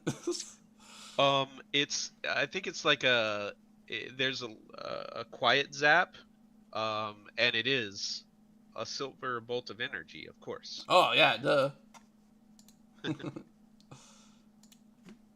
All right. I'll also let you do a willpower to try to intimidate them with your spaceman weapon. Yes. All right. Ugh, that's a 7. I will use a willpower point or an exploit point on that though, because I want that to hopefully succeed. All right. They will go against a 17. All right. 2 of them are stunned. The guy that you shot with it, he's like, it's not that bad. He's gonna try to whack you again. Misses though. He'll go back to you. Nice. Yeah, I'm gonna. It is that bad, actually.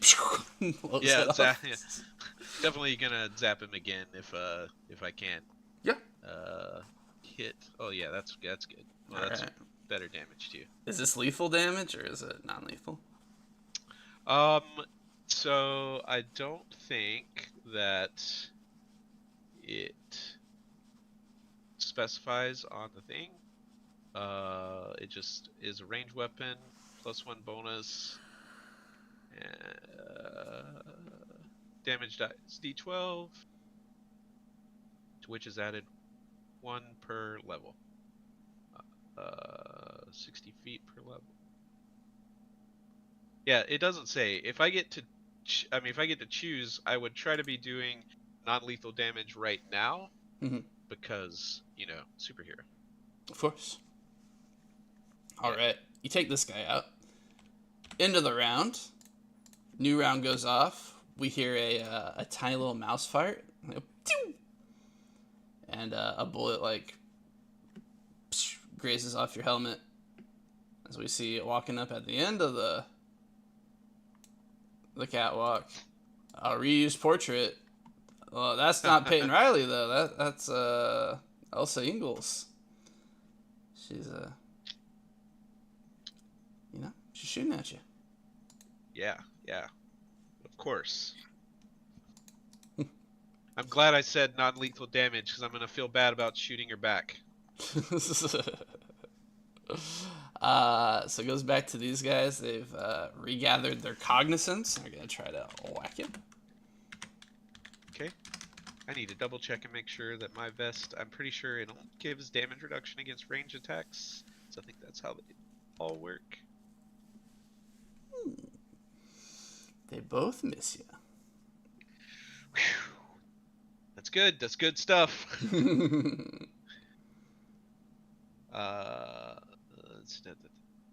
Equipment, always hard to find. There it is. Protection. 5 points against ranged weapons unless the attacker has a critical success. Okay.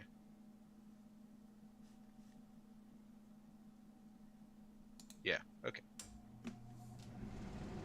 Just making sure I wasn't in better health than I thought. Cool. I'm gonna try to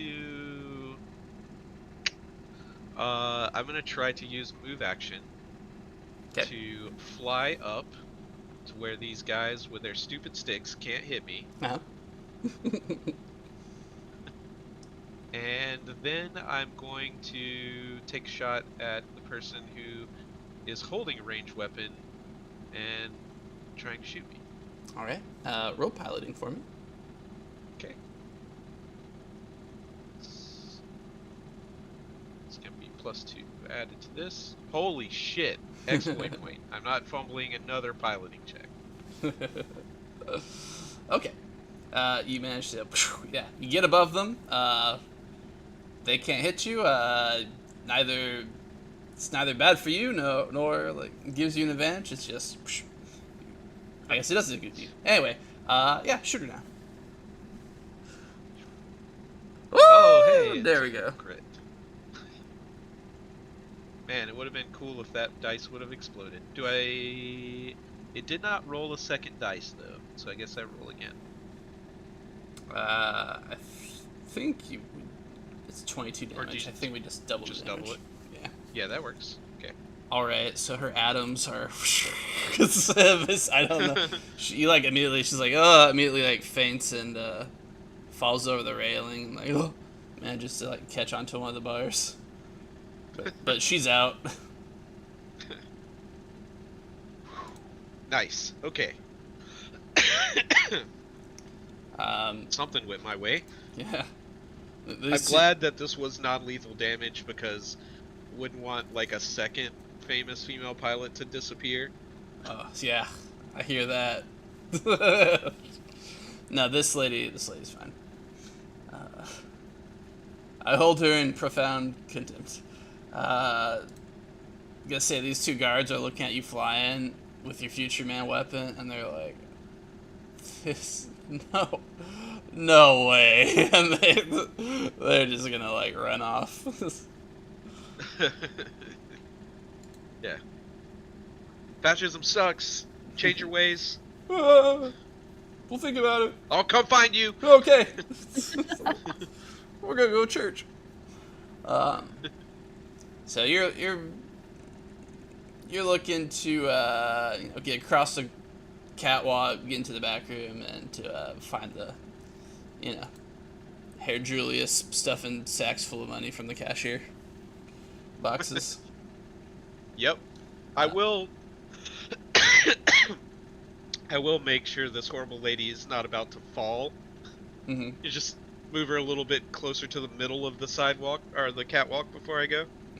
Is there anything we can do to give her some sort of cool scar, or perhaps a maiming to show her encounter with you? Well, you said she landed on the railing. Maybe she's gonna have a little bit of a broken nose going forward. Nose jobs aren't a thing yet. It's a little crooked from now on. Yes. This is good. Okay, I'll take it.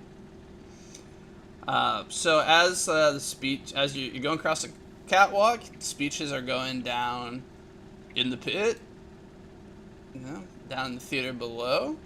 About this time, you notice. Excellent. There's a guy in the audience that doesn't like the Nazis. That is like, "You guys are liars!" And he storms the front, and a bunch of like silver shirts like trip him and start like curb stopping him in front of the audience. And they love it. You gotta do anything about this real life American hero? Yeah, definitely. I'd love to break this up. I'm gonna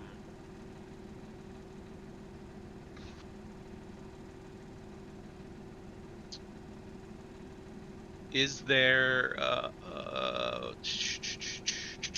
don't want to damage the location.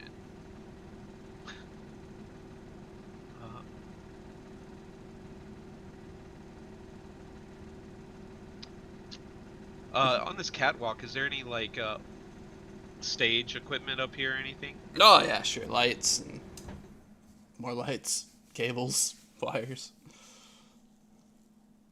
Uh, what about like sound equipment? Is there like can I like short something out and cause a whole bunch of feedback to like just make it awful to be inside here? Yeah. They had microphones, surely Yeah. speakers too. I just want like people to like start leaving, um, because like the noise is too awful to be around. Just make the worst possible feedback that I can make happen before these speakers blow out. Yeah, roll intelligence. Okay.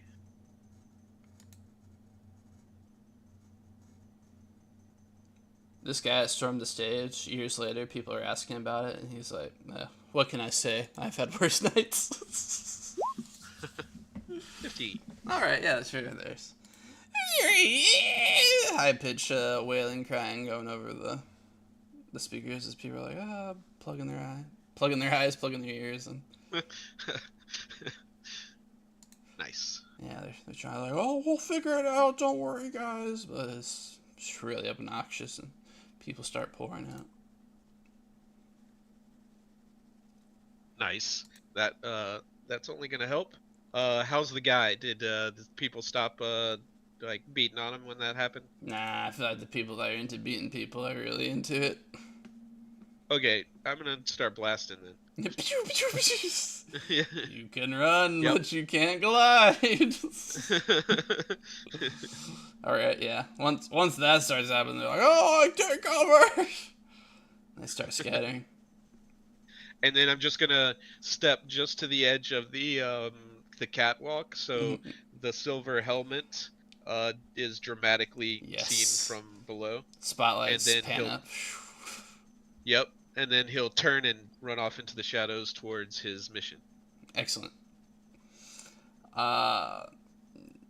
Yes, and for the sake of brevity, you get backstage, find his mistress, and you find the receipts for tonight, xed out in crown with like smaller numbers drawn under them, and he's got big sacks of money sitting on his mistress's lap.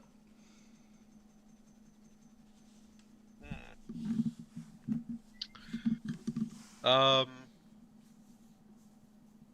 so I feel like I need to stop them, from leaving, and then get mysterious nurse person to to show up and take it from here, maybe, or just the cops.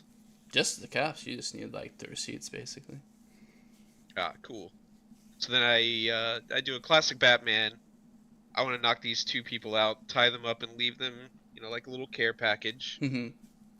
and then use whatever if they have like a phone that goes through a switchboard type situation to call the cops.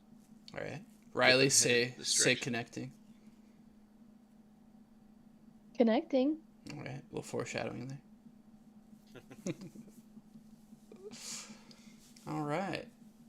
they're like, okay, we're sending our forensics team, our financial forensics team in. The only clean And- cops on the force. The ones that deal with the most money, usually the cleanest. I'm gonna wait here to make sure they don't get away until the cops start coming up the stairs or the catwalk before I blast away through the skylight, Yes. in clear sight of everybody who's still outside. Excellent. Yeah, and as you burst out from the top, word spread that someone had disrupted the meeting. So as you burst through the skylight, there's like lots of cheering. As you look out on Gotham, and like I said, 20,000 people went to Gotham Square Garden to participate in the Boons, celebration of fascism. But as you look upon the streets of Gotham, I kept this number secret. There is 100,000 counter-protesters. We love them. Yeah, so, once again, they're just, just a minority. As, you hear people cheering out your name, and, everybody's like, you know what? We're going to call that guy the Silver Bolt. Any final image you want to leave the movie on? Yeah, no, I think if we get an after credit scene, it's the Silverbolt, who has no affiliation or relation to William Blake, shows up at a warehouse to recover stolen goods from Fairsair. Oh yeah. Absolutely. Also the second after credit scene, the one after the credits. Yeah, the one that sets up the next movie. That's right. We see Dr. Freeze working in his working in his cryo lab. And we see a door open up. We see Elsa Ingalls walk in with a gun. And she shoots him in the knee. He's like, "Oh, why?" And she goes over to his little suit that he was using for being fire extinguisher stuff, and she takes it. And it's like Elsa Ingalls will return as Firefly. Ooh, nice. Yeah, because Firefly's a good one. she's gonna steal your jetpack design, bro. Yeah, well, I mean, makes total sense. Makes total sense. Yeah. Once the technology's out there, somebody else is gonna figure it out. Yeah. So look forward in the movie. But yeah, in real life, that's how they took out the German-American Bund. Their leader was just stealing money from his own organization, stealing from the Nazis, a hero. And just some accountants turned him in, and he got arrested, and the whole organization was disbanded. Oh man, if only something like that would work these days. No. But yeah, true story. They held like camps all around America, and were like training kids with rifles and all sorts of weird stuff. Anyway, I'm sorry I betrayed your character, Decent Damage Man, but I was looking at my ethics and was like, he wouldn't be this okay with crime. Yeah, no, I figured. I was like, my character's a not good person. He's You were very helpful to me though, but also. well, like in mine last week, I fully planned on, okay, cool, I've got everybody else. Now I'm gonna hunt down Anthony's character. I forget his name, but it's like you're still on the list. You just get to be last because you're pointing me where others are. You're still getting beat with a crowbar. We'll do it. Don't worry. Well, Batman got you at the end. So Yeah, I'll be fine. Batman doesn't kill people. I hope. I think. It's different times.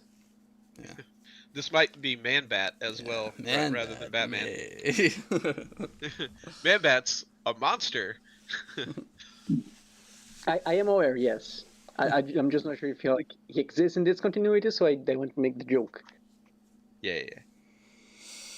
Alright, that was that sesh. I kind of took the advice of you guys being like, we're cool with less stuff from the side characters.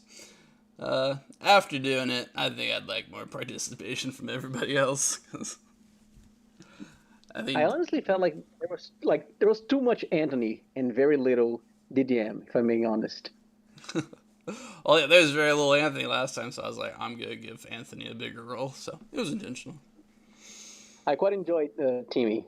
I'm not sure if he's actually homeless. I don't remember what his finances are, but I thought it was fun. He might just be crazy. He seems that way. Well, starting with Guardian, what'd you think? What are your stars and pluses? I had a great time.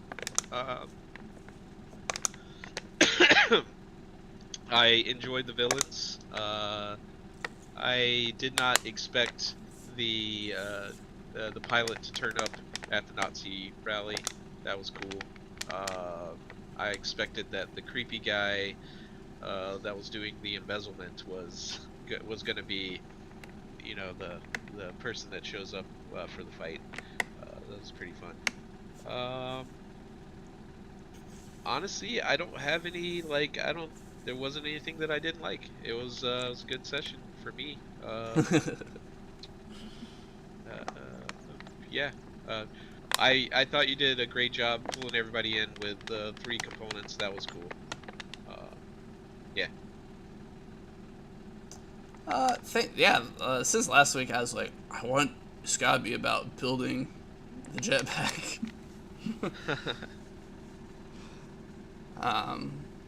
Thanks. I wish I'd meditated a little bit more and worked that out more, but we used up all our time, so I guess it worked out. Yeah. Okay. Thank you for that input. What do you want to see more of next week? I don't know. I honestly, like I said, I don't think I have any notes. This was good for me. I am totally fine with going back to bringing everybody in. I did feel like, I realized we were like halfway through the session, and DDM hadn't showed up yet. Yeah. I was like DDM's kind of like listening to a podcast at this point. Yeah. But I know that if it were me that was playing the DDM character, I would be okay with it because it'd be fine. But I'm totally fine with going back if it's like more comfortable for you. Thank you. Yeah. Lotus, what do you think?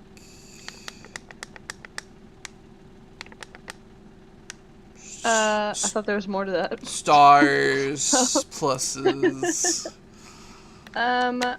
It was fun. It was great.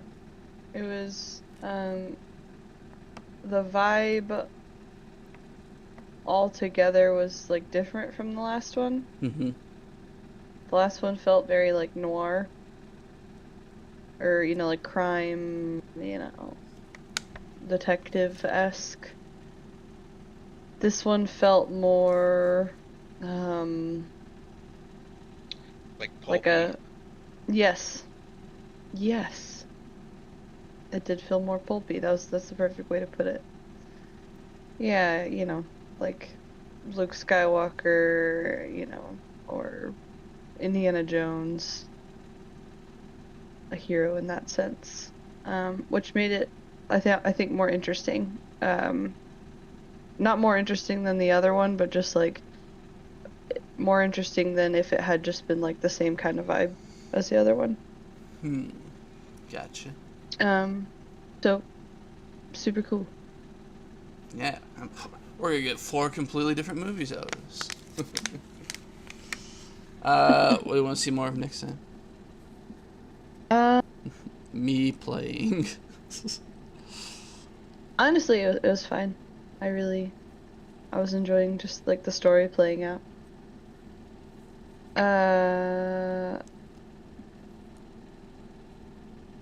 Oh, what would I want more next time? Maybe more like of all the characters in the same room, all the characters that are interacting with the main to like, a final like hurrah of some kind or a planning like the pre-heist scene where they're all, Yeah. it's all sort of gathered and being like, how are we going to contribute to this? Maybe something like that. Yeah, I agree with that. I was rushing through there at the end to be on schedule, so. But I agree. All good. Yeah. It was a long sesh, but a good one. Anthony, how about you? I quite enjoyed this one as well. This is quite. I find it interesting how I agree with Lotus that the last one was a bit more on the investigative side, but the last one also had more combat than this one, which isn't a bad thing for either of them. I quite enjoyed both. I wasn't expecting Timmy to be this important. He showed up for like 3 scenes. Like wow. I did quite enjoyed how like the last one everyone's like gathering clues and whatnot because technically like half the cast were detectives. Here was more like setting things up so the silver boat could fix things. It's a bit more actiony, despite the having less combat. I quite enjoyed it. Yeah, I agree.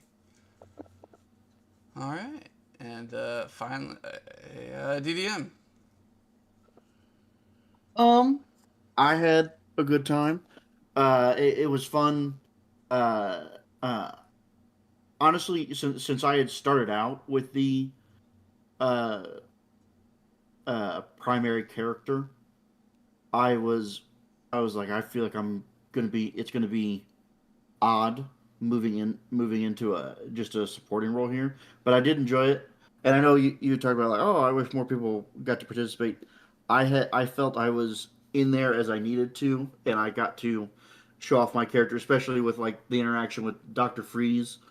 Um, I felt that was very in character and got to show him well without overshadowing. Um, and so I thought I was in a good amount. Um, but yeah, that's general summation of it. Okay. Well, thanks for your input, bro. Uh, I'll let the team decide. Who do we want to do next? Anthony's character or Lotus's character? Lotus, your character was fighting the clan, right? Yes. Yeah, that's Anthony's character fighting the clan. Oh, okay, okay. I think because our end goal is to fight the like a Nazi splinter group here in Gotham City, right? Right. Okay. I think it probably ties to the story better and closer chronologically to do uh, Roxy last.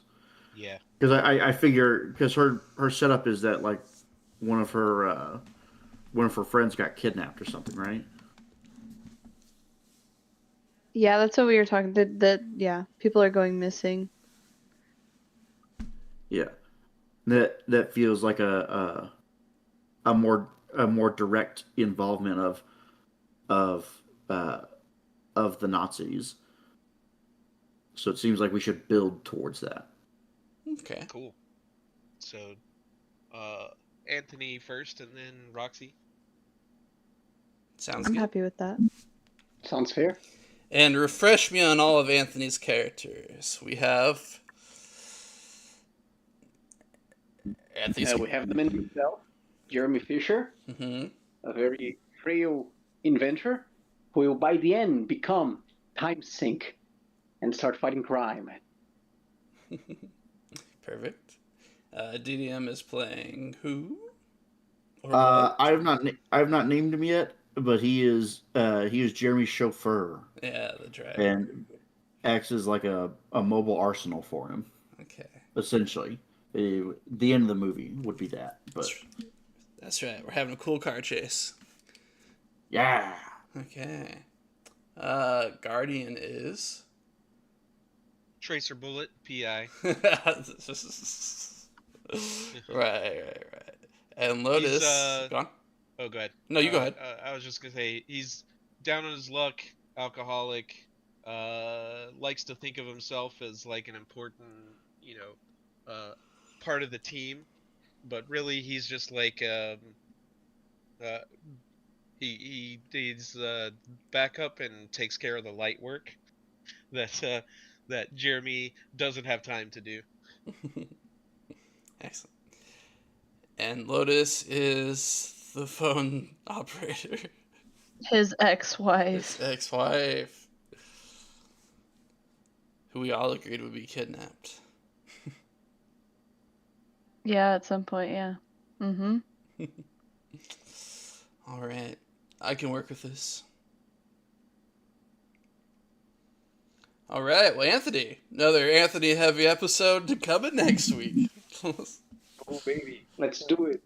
Let's go. Are we all good for next week? Yes. Yes. I will be on schedule next week. This I swear. Okay. Yeah, I'm also good for next week. All right. We'll see you guys then. Thanks